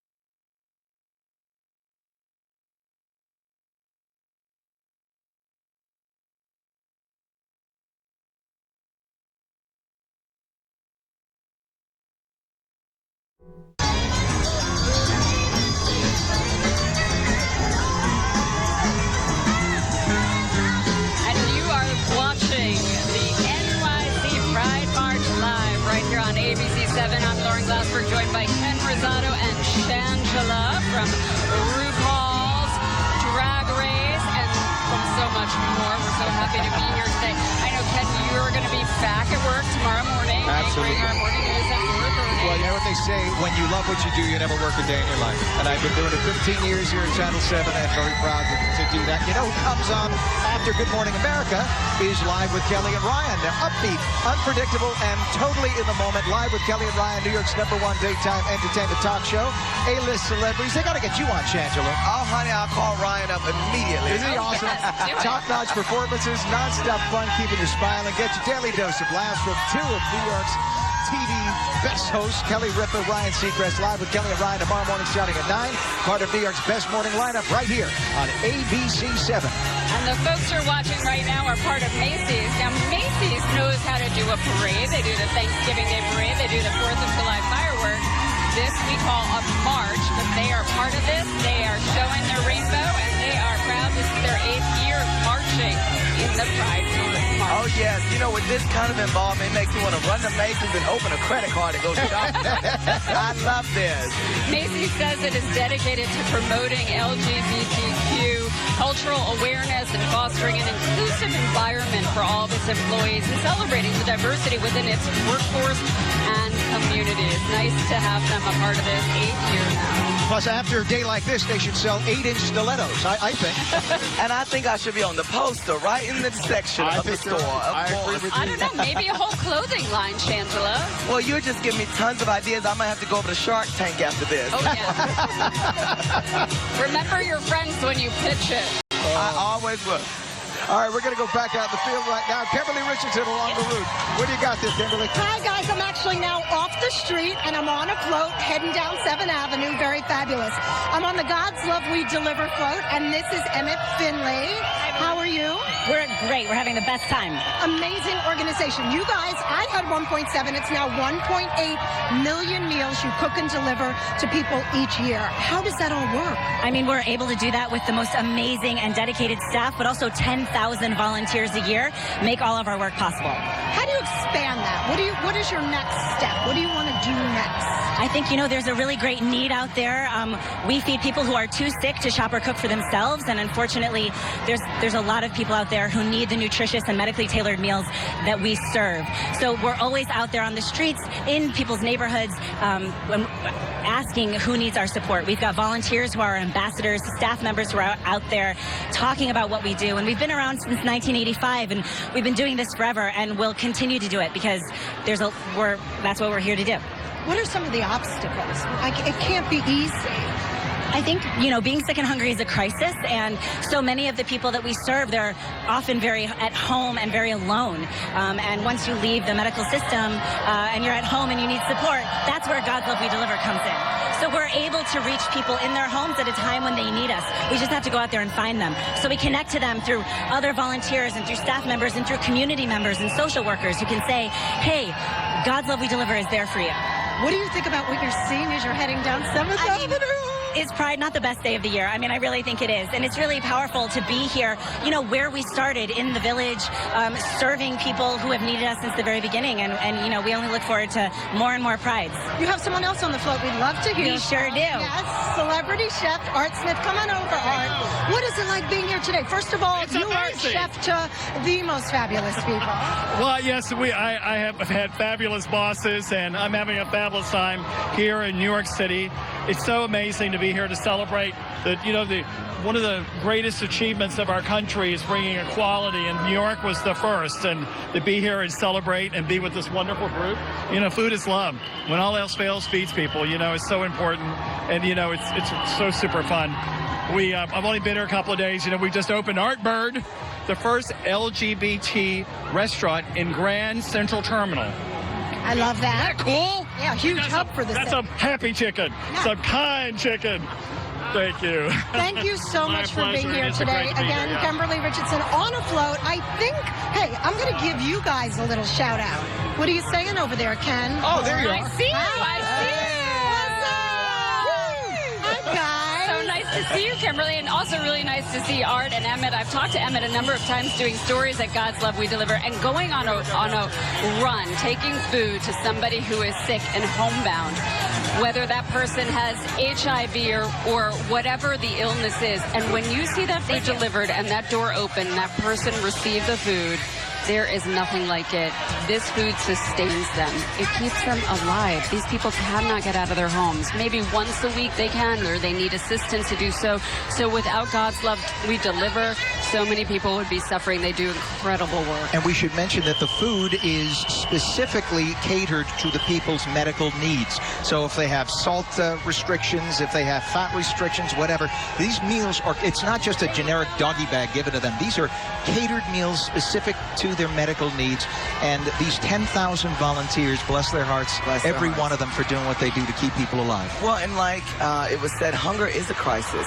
And it is so great that this organization is paying attention to that and also using so many great volunteers to really solve the problem and work toward it. And we think how busy our lives are every day, and yet these people are 10,000 people are finding the time to go help bring homebound people who are sick. And you can't function if you can't eat. You can't. So it's very important they're showcasing this, and you can also join God's love and be a volunteer as well.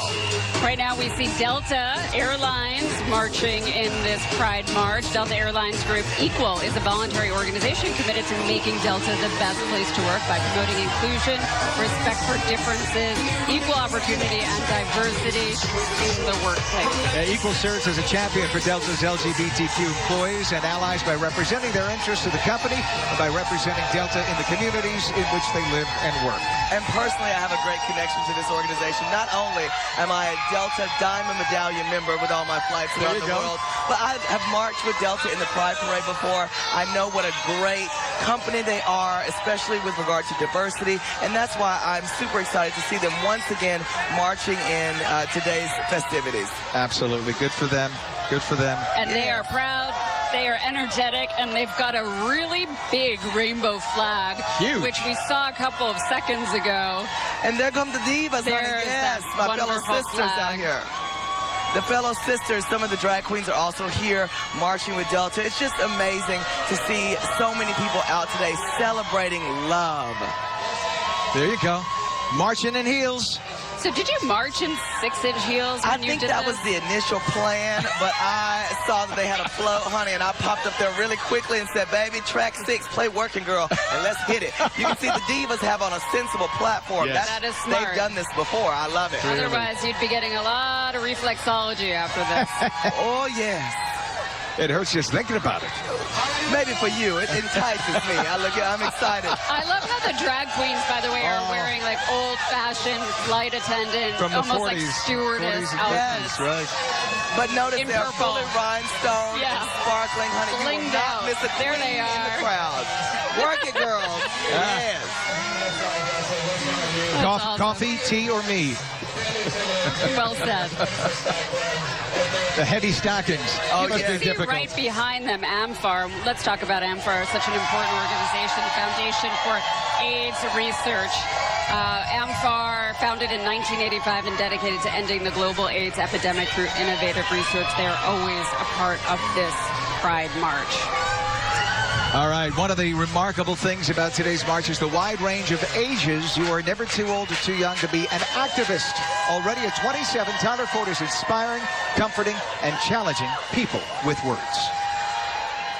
To be a Grand Marshal feels like a very big honor. I just hope that watching the march and just seeing other LGBT people in general is inspiring or, you know, lights some sort of spark within you. And I just want everyone to have the space and the opportunity to be who they are and to express themselves in exactly the way that they want to without being harassed for it, without being discriminated against. I want everyone to live the life that they deserve and that they want to live. Basically, I just want people to be happy and to be able to be there supporting each other, uplifting each other, celebrating each other. I think it's going to be really magical.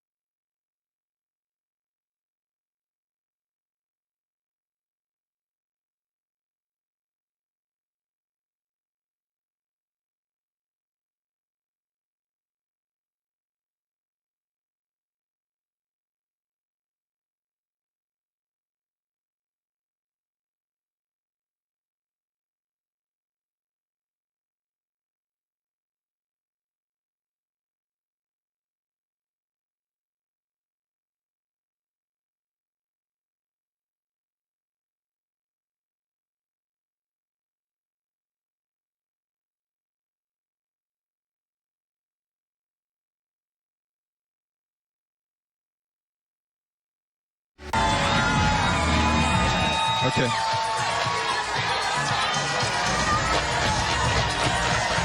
And welcome back to the 49th Annual New York City Pride March on ABC7. Ken Rosano along with Lauren Glassberg and the one and only Shangela. Oh, yes. Hallelujah. We are here.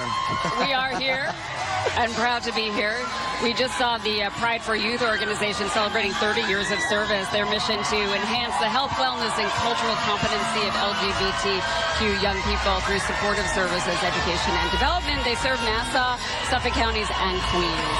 And there's big brothers and big sisters in New York City. Yeah. Such a great organization that continues to help people throughout the region and area, and it's so exciting to see all of them here today representing and having a good time at Pride. They've been around since 1904. My goodness, that's when I was born. The mission is to give all children in New York City. What are you doing, Ken? Hey, listen, great. I use aloe vera. And lots of water. That's lots it, darling. Of water.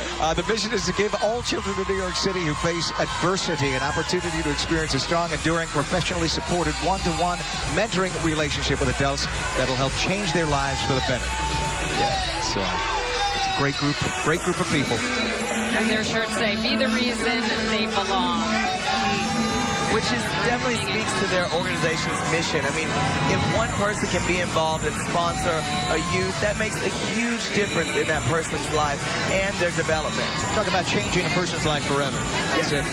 And we should mention once again, this is the 49th Annual New York City Pride March, the largest of its kind in the country, one of the largest of its kind in the world, and next year it'll be even larger. 2.5 million people on the march route today and 49,000 marchers, but next year it's all different. It's World Pride 2019.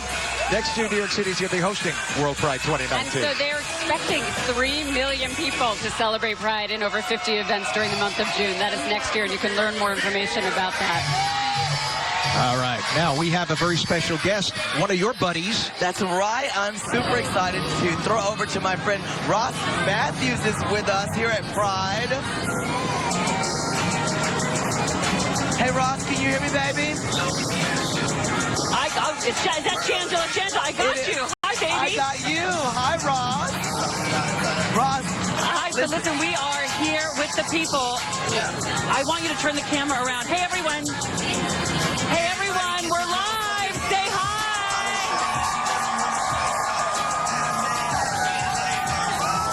Yeah, Shanj, we're having a lot of fun down here. It's a hard time. I'm having a hard time hearing you, but we are having a fun time down here. Lots of great performers, lots of great queens, and a lot of pride. Am I right, New York? I hope you're having fun in studio, too. Back to you, Shanj, and everybody. You know, Ross is one of the greatest people to be out here at Pride Fest and representing with us because he's been such an out advocate for a very long time. And now to be here at part of this great celebration, a part of this great experience, it's truly something to be treasured. He's really right around the corner from us at the Stonewall Inn, right in front of the Stonewall Inn, which of course the riots here against the police who had been targeting the gay community 49 years ago, that was all right around the corner from where we are perched. The march makes its way around just past the Stonewall Inn, and it's now a national monument. I was just going to say, just in recent years, when President Obama signed a declaration that it would be known and recognized as a national monument. So that is, you know, to someone as part of the LGBTQ community, it is amazing to know that we have a national monument. And it's right here, right where we are here in New York City. Right in the Village. And there's the turn right there. You can see that hard turn they got to make from 7th Avenue over that left there. It's Christopher Street. They're going to go right in front of Stonewall. We were worried about a bottleneck there, but it looks like it's moving pretty well. Remember, this is a different march route this year, and that is in anticipation of World Pride, which New York City is hosting next year in the 50th anniversary of the Stonewall riots. So this is a much longer, or a bit of a longer route this year to accommodate the crowds. This year, 2.5 million people. Next year, they're expecting at least 3 million. And they needed the wider streets. Where this will now end up is on 5th Avenue. It used to end up the end of Christopher Street right by Greenwich, and I actually used to live in the building sort of where it ended, and it was hard to get home on the day that the Pride March was taking place. You had to show ID to get in because there were just so many people celebrating. So you know that when it becomes World Pride next year, that number is going to be even more. Well, you know, Lauren, I make people show ID just to get into my home. Is so, that right? you know, that high security, honey, high security. But I have to say a huge hats off, or should I say wigs loose, to the organizers of this route, because as you can see, people are moving along swiftly and with so much fun and energy, and it's because it was and has been very well organized here. It is an extremely well organized march. Last year, we only broadcast the first 3 hours of it from noon to 3 as we're doing this year. But last year, the march went 9+ hours. Oh, I know. I was in it. Oh, yes, I was in it. Melting, darling, melting. Yes. But still having a good time. At least you were riding a float. You know, she says she was melting. I've been sitting next to you an hour and 57 minutes, and you haven't had to redo your makeup once. It's flawless. But who's counting, No, I'm just pointing out. We should mention back here we have a couple of sponsors. Bud Light supports the LGBTQ community, is a proud sponsor of the NYC Pride March. Thank you, Bud Light. Hello. Right behind them, Sky Vodka, born in San Francisco. Sky stands up for the classic American values of diversity, equality, and inclusion. We can make that Sky float out right behind there. And both of these groups, Bud Light and Absolute, have been a sponsor of my Friday nights for years. So I'm so thankful. What are they giving out free samples? That's the question. Oh, I don't think we need any samples right now. We are going to take a quick break, but we are coming back with more of the New York City Pride March now in its 49th.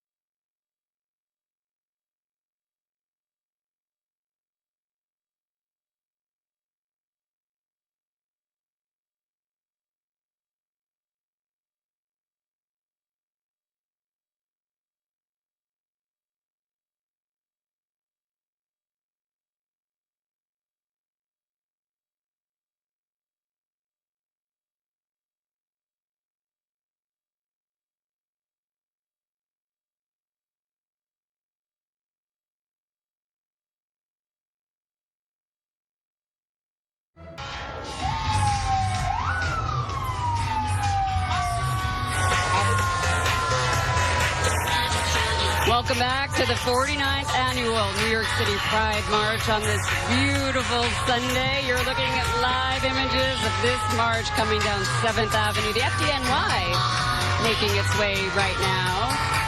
They respond to 1 million emergencies every year. Its personnel also strive to prevent them by continually educating the public in fire, life safety, and disaster preparedness, along with enforcing public safety. The New York City Fire Department and Fire Commissioner Daniel Nigro wish everyone a happy and safe Pride season. I'm so glad they're here because, you know, it's warm out here, honey. I was burning up. Did you want them to hose you down? not in this outfit. Don't ruin the makeup. Don't ruin the makeup. Oh, mama, this is stamped in. Don't worry. All I can say is it was 85 degrees when we sat down until Shangela came by. Then it turned to 150. That's Lauren that's the steamy one over there. Lauren looks fabulous. Well, you know, I have two fans. First, I have your fan, and now I have the Disney fan with the rainbow colors and the Disney mouse. So, perfect timing. Yes, it's Robert Larita, the co-president of Disney Pride. We should mention that Disney is the parent company of us at WABC TV. Good to have you here. Thank you. Thank you. It's great to be here. Our colleagues from Disney. How does Disney support the LGBT employees? Well, by doing great events like this, by allowing us to bring our authentic selves to work and be who we are, and just coming out on great days and being in big cities like New York. We're also in San Francisco right now. We also did LA Pride. So this is the second year that ABC7 has broadcast the Pride March. Yes. That was an important decision. Why do it, and why continue to do it? I think it's very important to show the world and to show our cast members and employees that Disney does support you, and that it is important to just be who you are and show your true colors. And you know, the fact that this march is as large as Thanksgiving Day, the Thanksgiving Day parade, and as large as St. Patrick's Day, and they were all being broadcast, and this wasn't. It's such a shame. But thank goodness our company was big enough to step up and say, whoa, whoa, whoa, we can't ignore this huge community. 250,000 LGBTQ that are self-defined in New York City, probably 250,000 beyond that, plus the tri-state outside of New York City. And this is a group being totally ignored. Ridiculous. Yeah, no, it's true. I mean, and the best part about that is that Disney supports us. Yes. And that Disney and ABC, especially ABC News, did a whole bunch of stuff that's on their website right now for LGBT. And we've been doing stories all month in honor of that. Talk a little bit about our theme this year is Defiantly Different, Robert. There are our mouse There they are. They're getting ready to march right now. Disney. It seems that Disney films recently have offered more diverse portrayals of people in the LGBT community. What else is the company, or how is the company doing so?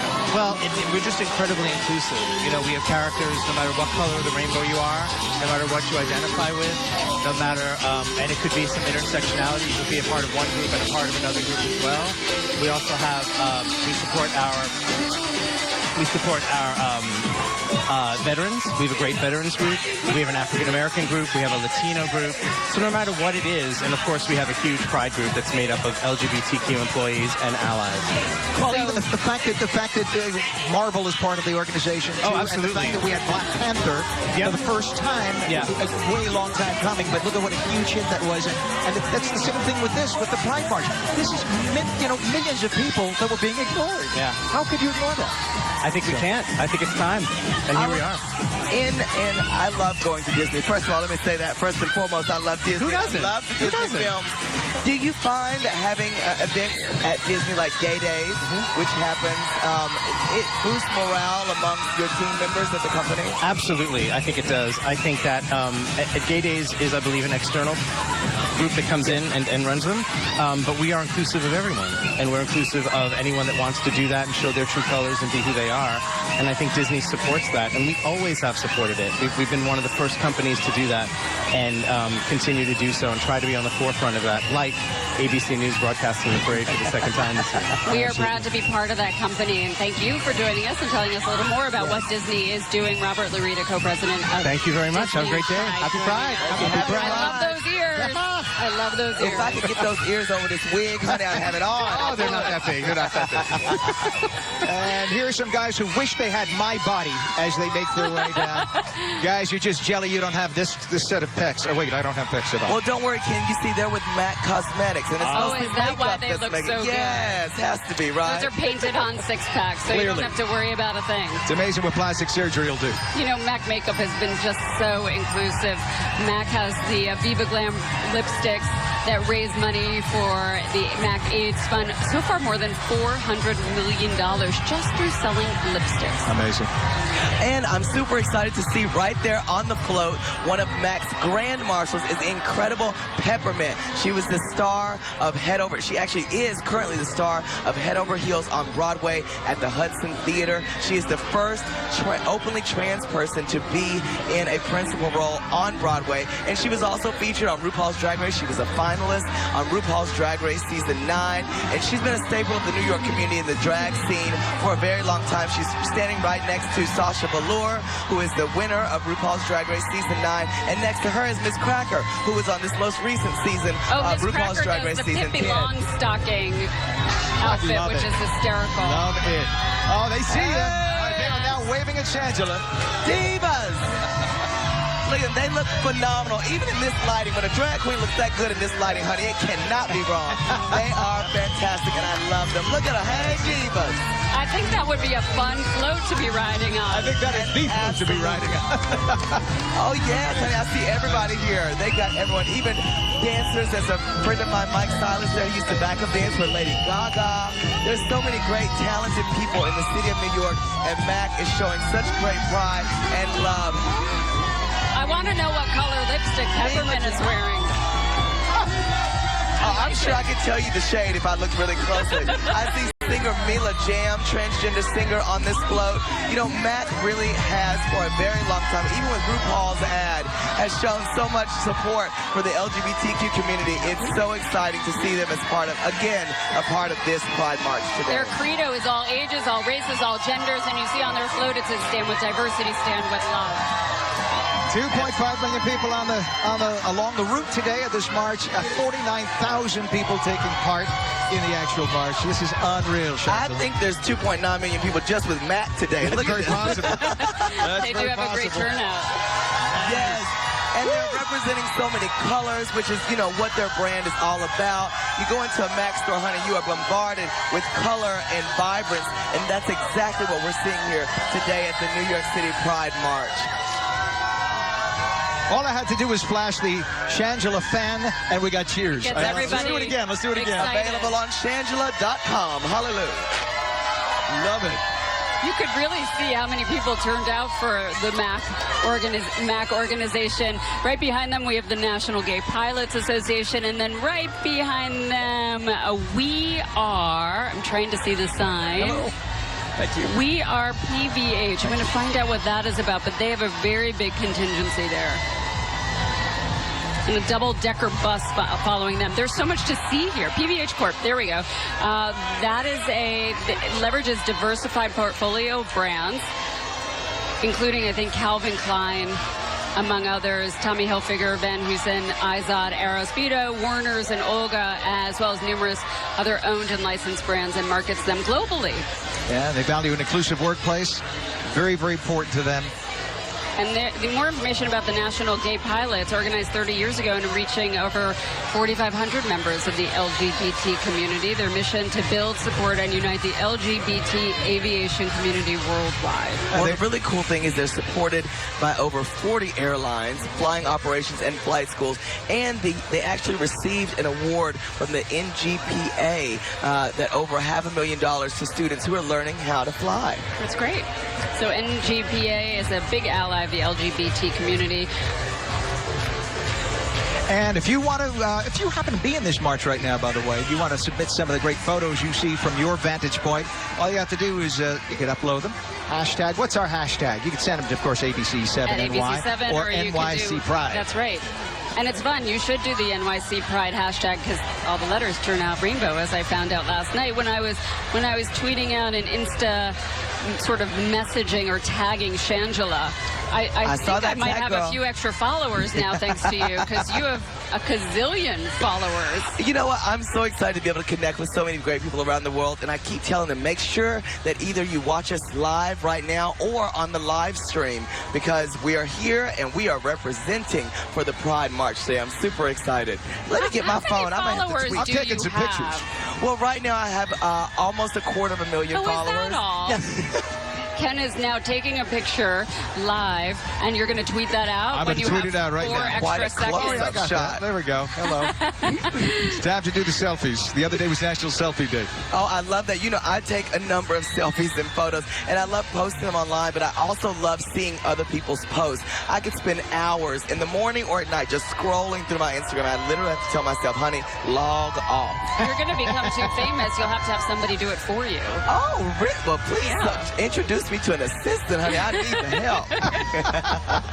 help. Once again, you are watching the 49th annual NYC Pride March. We are in Lower Manhattan. In fact, we are stationed literally about 150, 200 feet away from the iconic Stonewall Inn, where all of this began in 1968. The riots, of course, leading to the march, which occurred after that. People finally standing up for their rights. And we have 2.5 million people along the route, 49,000 people taking part in the march. And it is a special, sunny, wonderful day. A lot of people who are very, very happy. Well, I don't want to brag, but I did bring the sunshine, honey. I put in an order for sunshine. You were shining bright, whether it was going to be cloudy or not. We have you radiating on our stage over here. And you know who else is radiating? Our Kimberly Richardson. She is live along with the march route. And what do we got out there right now, Kim? Well, guys, love is in the air in more than one ways. Just a little bit ago, as the FDNY float and procession passed you in the march route, one gentleman got down on his knee and he proposed. We were glad to see that. These young ladies, they just got married June 1st. June 1st. Congratulations. Thank you so much. How are you feeling today, and how are you feeling about marriage equality and going forward? Oh, no, we are so proud. We are so happy that we can express ourselves, that we can do whatever we want, you know? With our family, with friends, we are so happy. Well, congratulations. Thank you so much. much. Best of luck. I want to show you, we love the rainbows. We love everything, but look at this. This is fantastic. Yes. Hello, Benjamin, right? Yes, thank you. You're from Brooklyn? I'm from Brooklyn. Tell me about being out here today. How is it? I love being out here. It's exciting. I've been doing this since the early 80s. I have not missed it, even with rain, shine, heavy rain, bad weather, good weather. I'm always here. So since the 80s, you've really seen the march change. And what has been the biggest change? You've been able to follow it for decades. Yes, the biggest change is a lot of people are getting together as one family, uniting and helping each other out. And everybody's here to have fun with no problems at all. I can tell you're oozing fun. Benjamin, are you happy? Very, very happy. I can't wait till next year. Next year's the big one. It's going to be the 50th anniversary. And I will be here right in front. I'll be here with you. Thank you, Benjamin. So lots of people out here having lots of fun. Look at this. Look at this float coming by. This is incredible. This is what it's about. Look at that. Those folks are having a good time. And up on that building up there, if you look over there, there are rainbow flags everywhere. Look at the gentleman on the roller skates. Love the roller Let me see if I can get him. Come here. Let's see. This is risky. Roller skating. I see a lot of you. How is it being here today? I'm going to roll along with you. Roll with me, baby. How is it being out here today? It is not hot at all. Not hot. Worry about it. Oh. It's amazing. Pride March. Defiantly different. That's the theme this year. What does that mean to you personally? The time that we need it most, to not be afraid to speak our minds and share our truth, because we can't simultaneously fall down on the ground. I gotcha. Simultaneously know the other person's story and not like them. So communication. I love it. Have a good time. Thank you for stopping. Oh, that's okay. Take care. They are sweaty, but it's worth it. We're out here as one, love one. And actually, Shangela, I want a fan. I got nothing out here. I got to breathe. So could you throw one down here? Consider it done, girl. Consider it done.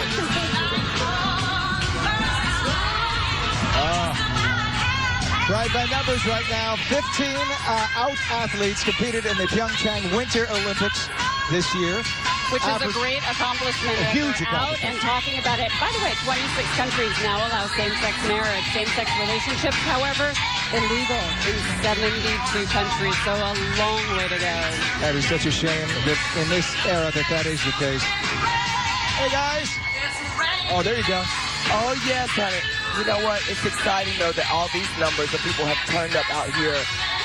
Well over 2 million people out here today celebrating Pride. And I'm just seeing friends left and right. That's why I'm so excited. My friend Dee Tranagere up there is a makeup artist here with this organization's Top View. So it's great. It's great to see them all with PVH. Wow. And walking on hands with roller skates. There's some talent in this crowd. Honey, there's some charisma, uniqueness, nerve, and lots of talent. These folks on top of a double-decker, they are part of PVH, so the licensing company, Calvin Klein, Jeffrey Bean, Warner's, Olga. Many brands that many people in the LGBTQ community clearly wear as well. So a way of saying thank you by coming out and showing their support. That's right. We wear lots of designers. You don't want me designing it, honey. I'm not a sewing aficionado. I don't have that talent. Among the many talents that I do have, honey. Yes, you sewing do, and creating costumes, that's not me. So I love wearing fabulous brands and seeing those brands support our community back. You see your dollars go in and they come back around into your community. That's fantastic. And I should mention, Shangela has promised to teach me how to do the death drop dance later. I really hope you don't, Shangela. We need him in the mornings. Lauren, I just don't want to see what happens. Lauren, I am a professional. If anyone knows, I taught the kids on Dance Moms years ago how to do the death drop, and now here we are. Get ready, baby. I'm counting on it. The 49th annual New York City Pride March here continues. We have lots more of the march coming up on ABC 7 on this beautiful sunny day in Lower Manhattan. We're coming right back.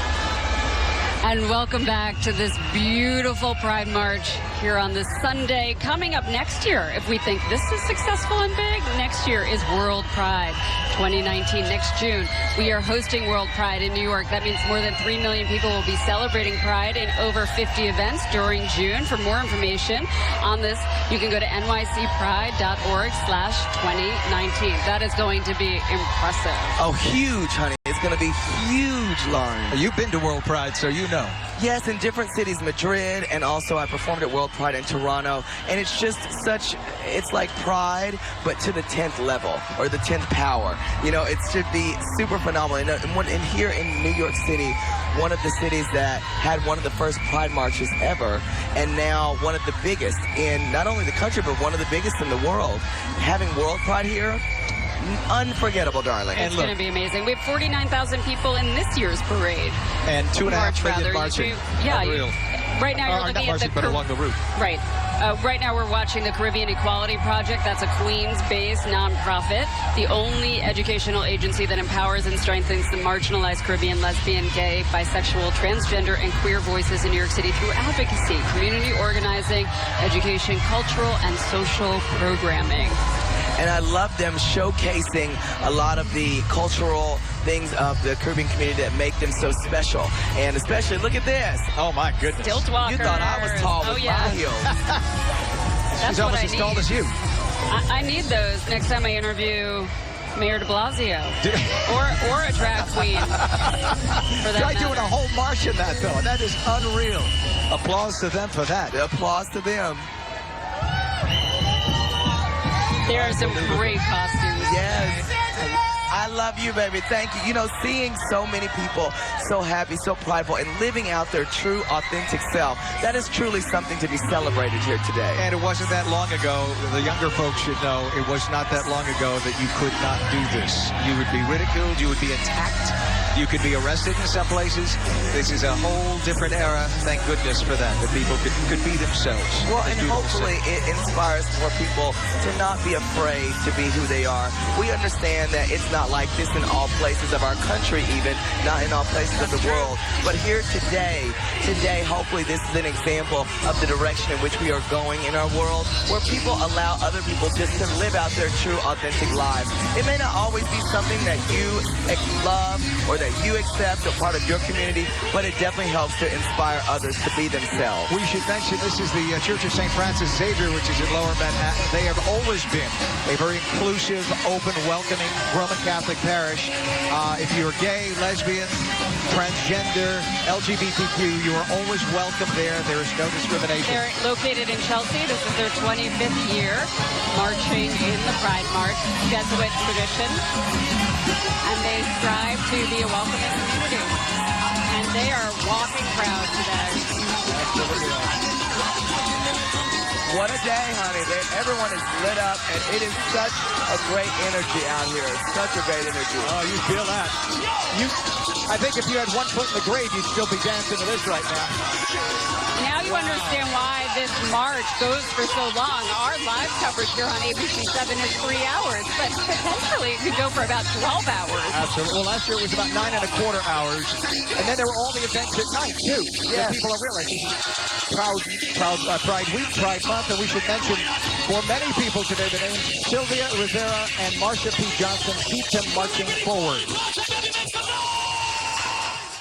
Sylvia and Marsha, or Marsha P. Johnson and Sylvia Rivera, were best friends at the time of the Stonewall riots. They rallied the troops against the police, and so kind of started that whole spark that helped the queer community move forward in the fight for their community. Sylvia had some kind of spiritual warrior spirit. She was part of the whole 60s counterculture. She called herself a revolutionist. Star was probably Sylvia saw it as her greatest creation in life or something like that, that she put it together and the things that they did. Originally it stood for Street Transvestite Action Revolutionaries. When she moved into our house in '96, she restarted the same organization and renamed it Street Transgender Action Revolutionaries. The last 5 years of her life she spent living with us. If not for Sylvia and Marsha, we simply would not be where we're at today. We are continuing on the front lines, really, to push many of the same issues that Sylvia and Marsha pushed and cared about. This fall and the coming winter, with hopefully the Democrats taking back the legislature in Albany, we'll finally be able to get past gender, the Gender Expression Non-Discrimination Act, which would protect all transgender people across the state against discrimination in time for World Pride. And that momentous occasion, World Pride, is coming to New York City next year on what will be the 50th anniversary of the Stonewall riots. That is going to be a great event. This is a great event, the 49th annual Pride March, with a different route this year, but exhilarating. 2.5 million people here. Myself, Lauren Glassberg, Ken Rosato, and Shangela giving you live color commentary as the march makes its way down 7th Avenue. We have lots more of the march coming up, so don't go anyplace. You are watching the 49th annual New York City Pride March, only on ABC7. Come right back.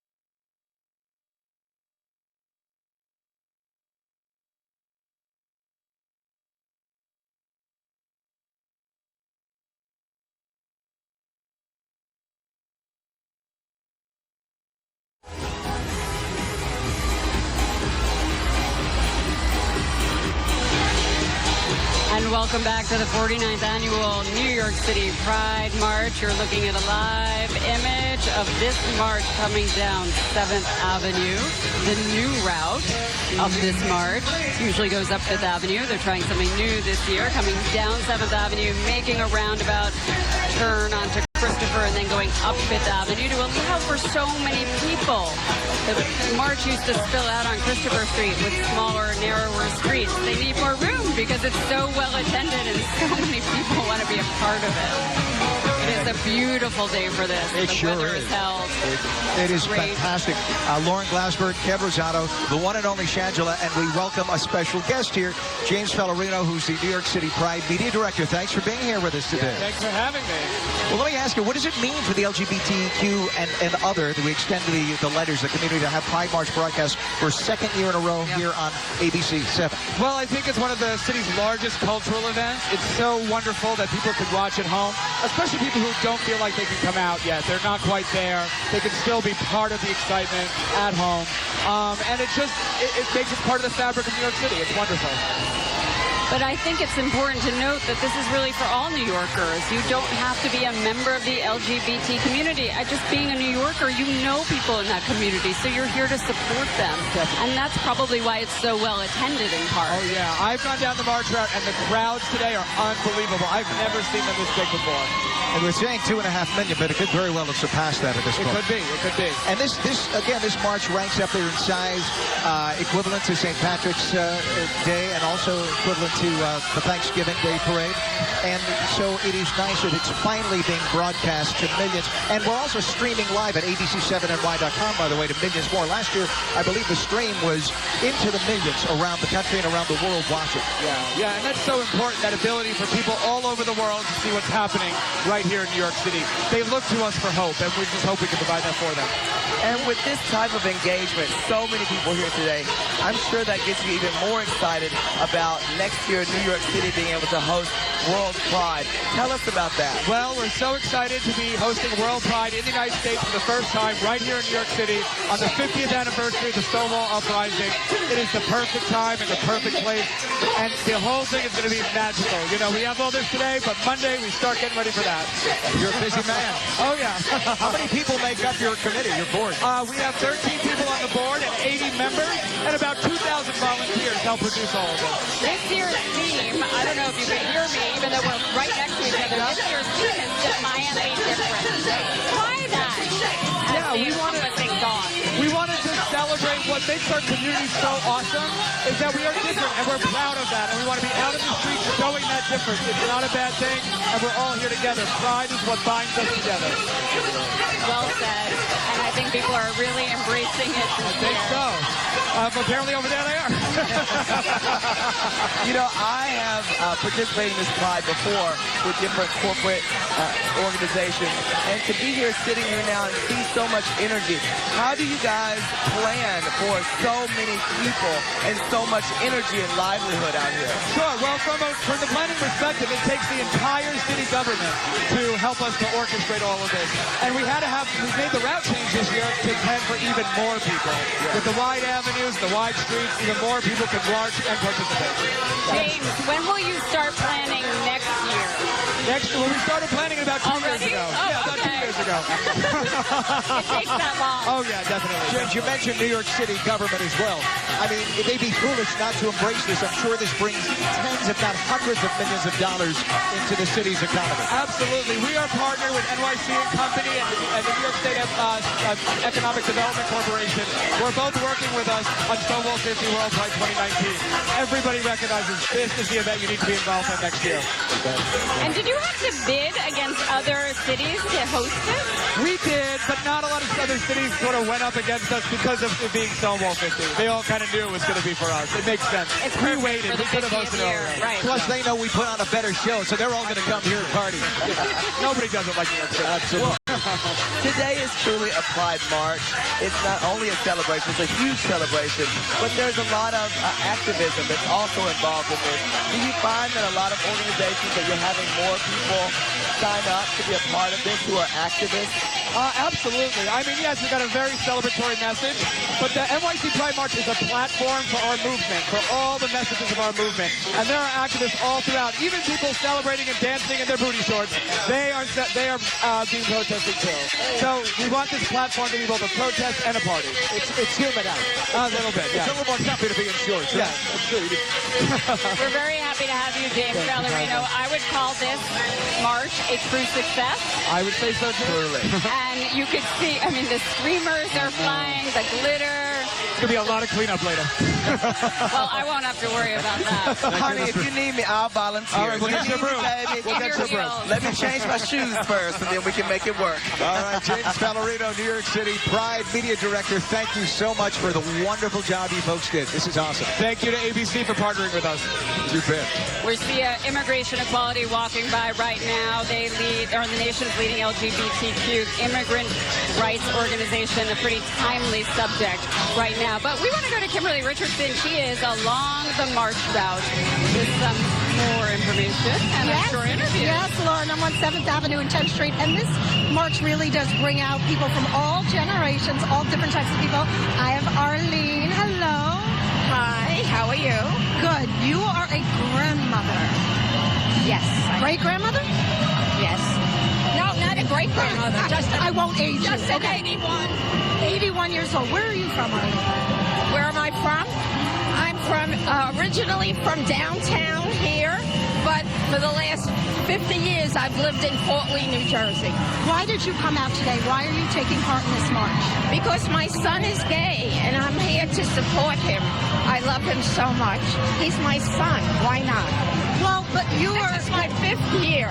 Your 5th year. What would you say to other people of your generation, other grandmas, other moms, other parents who may be wrestling with maybe their child and their identity? How did you come to terms with that? How did I come to terms with that? He's my son. I would love him if he was green and orange. He's my son. I love you. Thank you for stopping, Arlene. Have a great day today at the march. And also, I ask, and you deliver. Shangela, thank you. You deserve it. You look fabulous. And stay cool, Diva. I will. Everybody needs an Arlene in their family. That grandmother was amazing to be so inclusive and so loving. And the words again, we said this before, we say it again, he's my son. Yep. This is the son God gave you, and you embrace and love him exactly as he is, because that's the way he was made. God don't make junk. That's right. You know, I have a very loving family. I'm very thankful for that. But I'll take Arlene as my bonus grandma, please. There you go. And let's give hats off to the lashes, okay? She is also fully done in her Marie Antoinette look. It was fabulous. Let's just hope it's not going to be off with anybody's head today. No, let them all eat cake, honey, and I'm hungry. You just saw Cheer NY. They are an all-volunteer nonprofit adult cheerleading organization by and for the lesbian, gay, bisexual, transgender, and straight communities. Combine cheers, gymnastics, dance, acrobatic stunts into a professional and exhilarating, crowd-pleasing performance. And we got to toot our own horn a little bit, too. Sundays this summer are more fun than ever with ABC's Sunday Fun and Games. It's back-to-back-to-back laps, starting with Steve Harvey and Celebrity Family Feud. That's at 8, followed by Michael Strahan on the $100,000 pyramid at 9, and Blackish star Anthony Anderson on To Tell the Truth. That's at 10 o'clock. Catch the fun tonight. Again, starting at 8, right here on ABC 7. There is Cheer New York.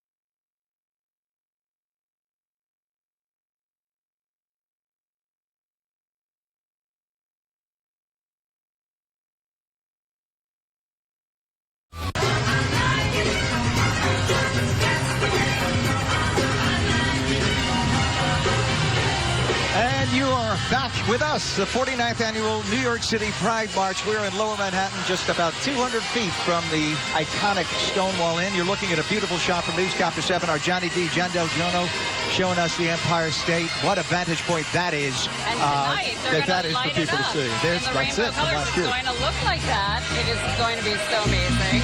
Amazing. Last year. It's so great to see a city support the community in this way with such an iconic symbol. You know, yesterday I saw the Freedom Tower. Yesterday was lit up as a rainbow as well. And I thought that was breathtaking. Not as many lights as the Empire State Building, of course, but also beautiful. Well, let's remember, I'm originally from a small town called Paris, Texas. And all we've got in our town is a very large water fountain. But I'm thinking to celebrate Pride, I should go drop a couple food colors in there next time. Show the support. I love it. It doesn't matter where you're from. That's right, baby. Pride should and could be everywhere. You were the only person who could make Paris, Texas gay Paris. That's right. Unbelievable. Again, this is, oh, there you go. Of, RuPaul Drag Race. Gay Paris, RuPaul Drag Race. And Shangela, who is co-hosting with us today, is a three-time veteran of RuPaul's Drag Race. That is right. I was originally on season 2, season 3, and then recently on All-Stars 3. And, you know, I never got to take home the big crown. I was a finalist this year. But I feel like today I'm definitely wearing the crown of pride here in New York City. You are our winner every day. Everybody knows who you are, Shangela. It's so wonderful to see, heartwarming to see everybody screaming for you as they march by. Well, it makes me feel very special as well, and I hope to just inspire people to never give up on the dreams that they have in their life. You know, I started as a baby in RuPaul's Drag Race. I'd only been doing drag for 5 months. Really? Going on this. That's it. And I pushed, and I watched, and I learned, and thankfully I was able to grow. And I hope that inspires other people to never give up on their dreams. And even if you don't win one big prize in your life, the one you're after, you'll get many more if you just stay on the journey and don't be afraid of the work. And let's not undersell it. You have traveled the world doing performances, and you are an incredible performer. You're a wonderful host to have with us today, but your performances are dynamic. You're I don't know how you do it. Well, I call myself the Beyonce of drag. I call only myself that. I'm probably the only person that calls me that. Well. But you know what? I like to bring fire to the stage. I'm so thankful to perform on 6 out of the 7 continents, unless there's more that I haven't heard of. And you know, hopefully Antarctica's next, baby. We got to get you to the moon. Yes. Oh, okay. I like that. We're seeing a little Irish pride. For the first time ever, the Consulate General of Ireland is in this march. By the way, Ireland, the first country in the world to legalize marriage equality by popular referendum. That means the people decided to allow it, and they are paving the way for Australia and hopefully other countries in the future. I'm going to try to pronounce this properly. The Lavender and Green Alliance in Celtic is pronounced Winter Erok Naheron. You better do it, Ken. All right, let's try. So if I did that right to my friends who speak Gaelic. Founded 1994, organization of Irish lesbian, gay, bisexual, and transgender people with a mission to create an environment where their lives and histories are shared and celebrated. Love the Irish. Honey, love is love is love. And instead of the luck of the Irish, this is the luck of the Irish love there today. I love it. Absolutely. That is terrific. What a big thing, considering how religious a country Ireland is. True. For that, for it to be not by the elected leaders, but by popular referendum. And they did it 3 years ago, so big deal. That's a big deal. It's been in existence, marriage equality, for 3 years there. And you know, my experience in performing in Dublin has always been very welcoming and inviting, and we have a lot of fans of the show RuPaul's Drag Race over in Ireland, and it's so great to just see this community here come out in such bold numbers and truly show their love and acceptance. Why don't you talk about VH1 and RuPaul's Drag Race? Oh my gosh, I'm so excited. Okay, so what we're seeing is VH1 Flow, and right there you're looking at Cameron Michaels. Oh, you know everyone. Oh, I do, honey. These are my friends. That's Eureka, Cameron Michaels, Aquaria. These are, and I'm sure Asia O'Hara probably is there as well. Those are the top 4 finalists in this recent season 10 of RuPaul's Drag Race.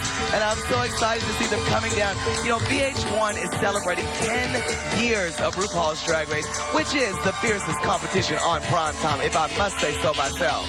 You know, if you've never seen it, you have to watch it. It is awesome. It is. The characters are amazing. There's a little bit of drama. The performance A little. And you can learn great makeup tips, too. Yes, you can. And you know, really exciting, Kim, this Thursday, they're going to be crowning the winner on the season finale only on VH1. That's RuPaul's Drag Race winner. Somebody's going home with $100,000 and a lifetime supply of Anastasia Beverly Hills. I'm just glad you're not on against Eyewitness News this morning. That's all I want to say. I think it's one of the most watched, if I'm correct, one of the most watched cable TV broadcasts, correct? It is, and it continues to climb in numbers of viewers, and we have so many families, and our audience just spans ages and genders and different cultural lines. We're just so thankful, and VH1 continues to support the show. They just renewed it for 2 more seasons. They'd be stupid not to. Shangela, what did you think? Oh, she's waving at everybody from RuPaul, and they're waving at her. Oh, they're living on it. You see everybody's out there. Again, in the rainbow, that's Eureka. Next to her with the fan, that's Cameron Michaels. I love Eureka's outfit. Yes, and high kicking in the front, that's Miss Aquaria from New York City. And there in the red, that's Miss Asia O'Hara from Dallas, Texas. All the fabulous people here. I was going to ask you, Shangela, what would you have told your 13-year-old self? Here you are, hosting the Pride March. When you were 13 and you were in this small town, you said your family embraced you, but I'm sure there were tough times. Yes. What would you have told your 13-year-old self? Well, I would say to my 13-year-old self, don't give up. Continue, love who you are, and you are not the only one. Because a lot of times in a small town, you feel like, well, I must be the only one who looks and behaves like me, and I just don't fit in. But you do. You fit into where you are supposed to be in that moment in the world. So continue just to give love and to love yourself. Because, honey, it gets better. It's been said, and it does get better. And clearly it's great for you because you have worked at it, you have stuck to it, and thank goodness there are people who love you in your life. And I think today you got tens of millions of people who love you. I'm so happy. Looking at the Broad City Comedy Central float with actresses Alana Glazer and Abby Jacobson. Oh, that's a great show. You know, even RuPaul, our matriarch, has been featured on the show Broad City. So we're super excited to see them all lit up today at New York City Pride March. I didn't notice. Was RuPaul on the RuPaul float? Was he on the float? RuPaul was not, honey, they probably ain't got that much money in America to get RuPaul this son out here. But no, RuPaul's a huge supporter of the community, and to have been on the show RuPaul's Drag Race, or should I say the Emmy Award-winning RuPaul as outstanding host for a show like RuPaul's Drag Race. Fantastic. And we also have, of course, the NYPD band ceremonial units giving its support to the LGBTQ community, and specifically to the Gay Officers Action League of New York. Now imagine, again, to have a Gay Officers Action League in the NYPD when 49 years ago the NYPD was targeting, in essence, the gay community. That's right. And now right around there the corner is this, from us. right, we're 200 feet away from the Stonewall Inn, the iconic Stonewall Inn, and now they are part of the organization and a welcome, total important part of the NYPD. And it's such a huge thing to have representation in an organization like the New York Police Department, because, you know, that's an organization that affects us all. They're to protect and serve, and to know that people of our own community are there and involved in the New York Police Department and who identify with these situations and the emotions and everything that goes into being a part of our community. It is truly uplifting to see them here, and so talented. Look at them with the band and the instruments. They're sharp. And not flat, get it? It's You'll be here all day, try the deal. We're going to listen in for a little bit.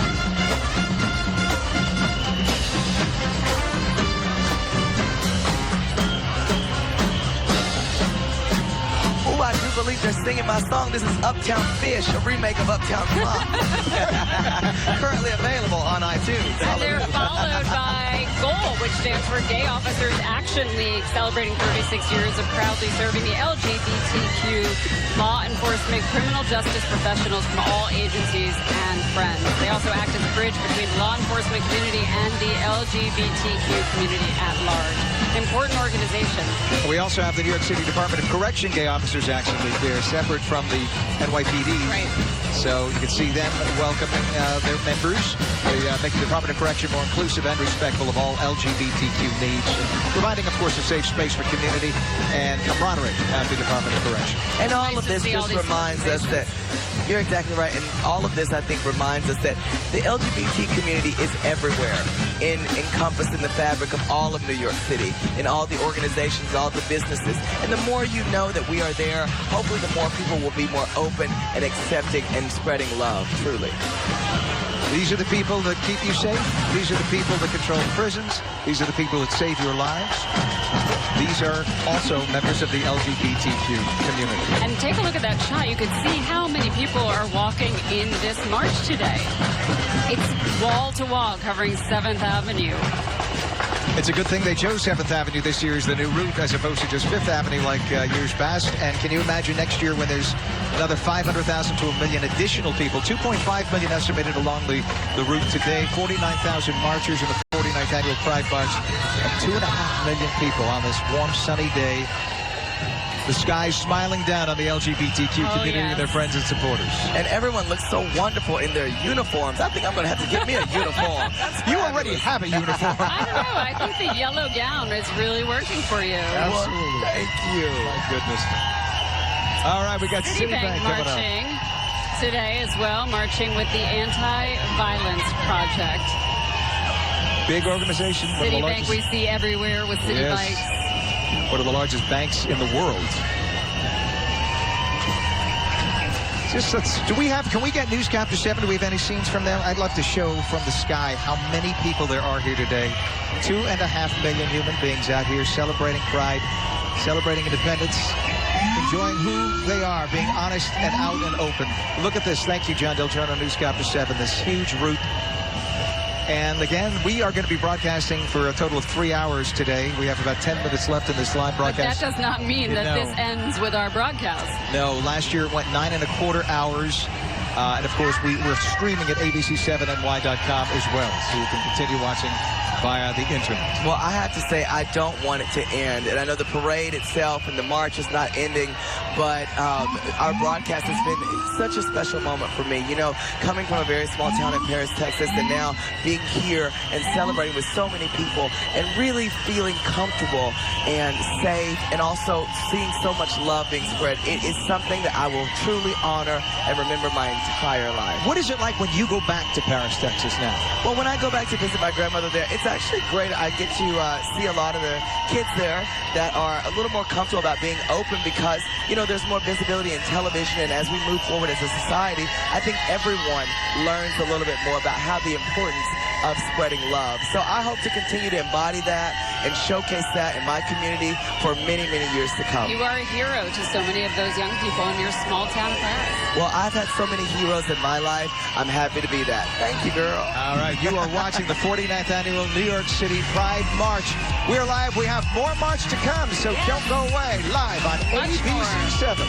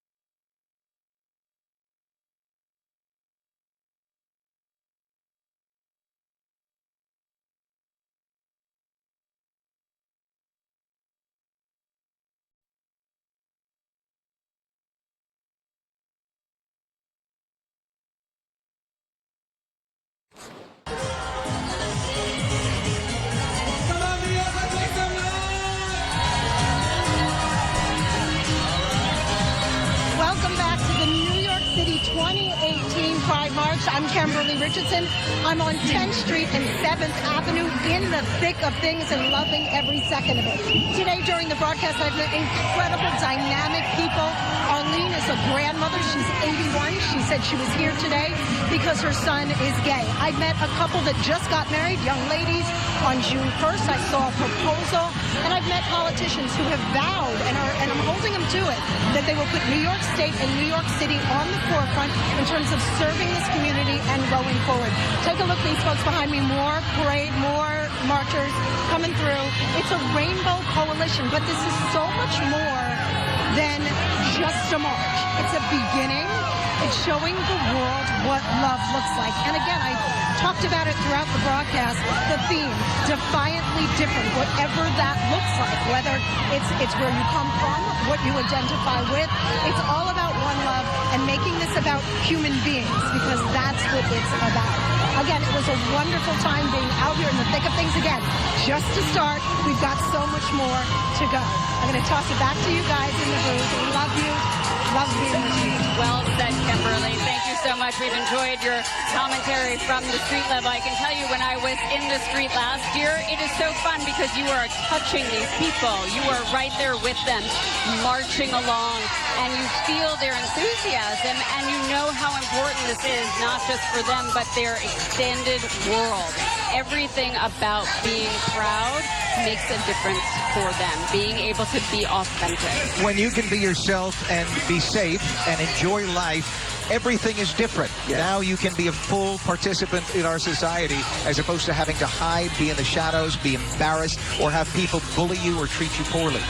This is New York City. This is America. And you're seeing it right here with 2.5 million people along the route and 49,000 marchers showing their pride. This is truly love at its best, I think. And I hope that everyone always remembers that this march was created from a moment of resistance. When someone said, you know, things are not going right, things are not right. And in order for us to get them to right, we've got to be heard.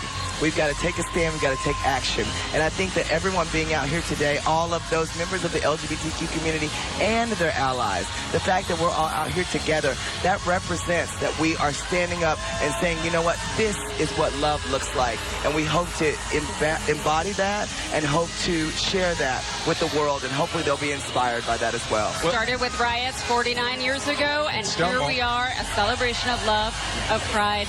And next year will be the 50th. Anniversary. We got 2.5 million on the route today, and there's supposed to be 3 to 3.5 million next year. So if you're going to book a hotel room, do it yesterday. Exactly. You're going to need to do that. We very much enjoyed being with you today, hosting with you. I'm Lauren Glassberg, along with Ken Rosado and Shangela. And don't forget to join us tomorrow morning, starting at 4:30 on Channel 7 Eyewitness News this morning. Have a great day. Have a great Pride. Bye, guys. Happy Pride.